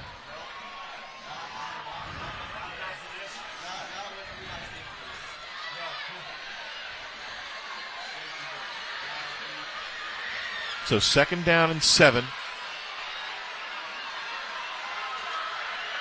Here we go. Aguilar over the middle. It's complete. Down to the 15. But I think the clock expired, and that's it. King extends their winning streak in this rivalry to 4 straight, 7 of the last 9. But, Jeff, what a game effort by the Bears of Poly. Jerron Gilbert's crew gave the Wolves all they could handle. Terrific ending to a rivalry game here at Wheelock Stadium. I'll tell you what, that was the most fun that we've had in a long time here on Riverside TV. What a great game. Riverside Poly, I'll tell you what, they played a phenomenal second half. It came down to the 20-yard line, 20 yards away from winning this ball game. But you got to tip your hats off to Coach Gilbert, but Martin Luther King, you can't turn it away. 4-0, and Jason McMains has himself a pretty darn good team. But tonight, it was all about heart and attitude, and it came down to the final play right there. Michael Gaines Jr. makes the catch. Riker Galvin with the hit, and the clock just runs out. They're hoping they would have some time because of the first down to maybe move the sticks and spike the ball. Did not happen. And the final score, 21-18 here, as we get another look at the final play. The handshakes at midfield in this terrific rivalry. The old school Riverside Poly opened 1887. The new school Martin Luther King opened in 1999. Final thoughts before we sign off, Jeff Gorham. Just a lot of fun. Great football played tonight. I'll tell you, Riverside Poly has surprised me so much with their heart and toughness. The defense really showed that they could play, and King just did their due diligence and won the football game. Yeah, I mean, they ran out to that 14-0 lead, and Poly kind of fought back, and the couple of the misfire on special teams kind of started it off. They had the momentum coming in, going out of the first half, and here's the first touchdown. Here's Brian Robinson. He gets around that first tackle, and then he finds the pylon to make it 7-0. That came in 2:07 left in the first quarter. Here's the strike to Derek Kahn. How good was he today? That's a 65-yard completion, 11:03 to play in the second quarter. And then we go to the end of the second quarter here, and this is the first score for Poly as Matthew Henry had a big game, takes the 40-yard catch and run to make it 14-6. The PAT was missed. 8:34 to go in the third quarter. Here's Robles taking it in. And then here's Kahn to make it 21-12. And then finally Palomares with the touchdown run. He makes it a 21-18 game. And that's how it would end. The big play at the end, the pick by Dana Burke as Poly was driving. 21-18 in the final for Jeff Gorham and our entire award-winning Riverside TV crew. My name is Ghazal Hassan. So long, everybody, from Wheelock Stadium.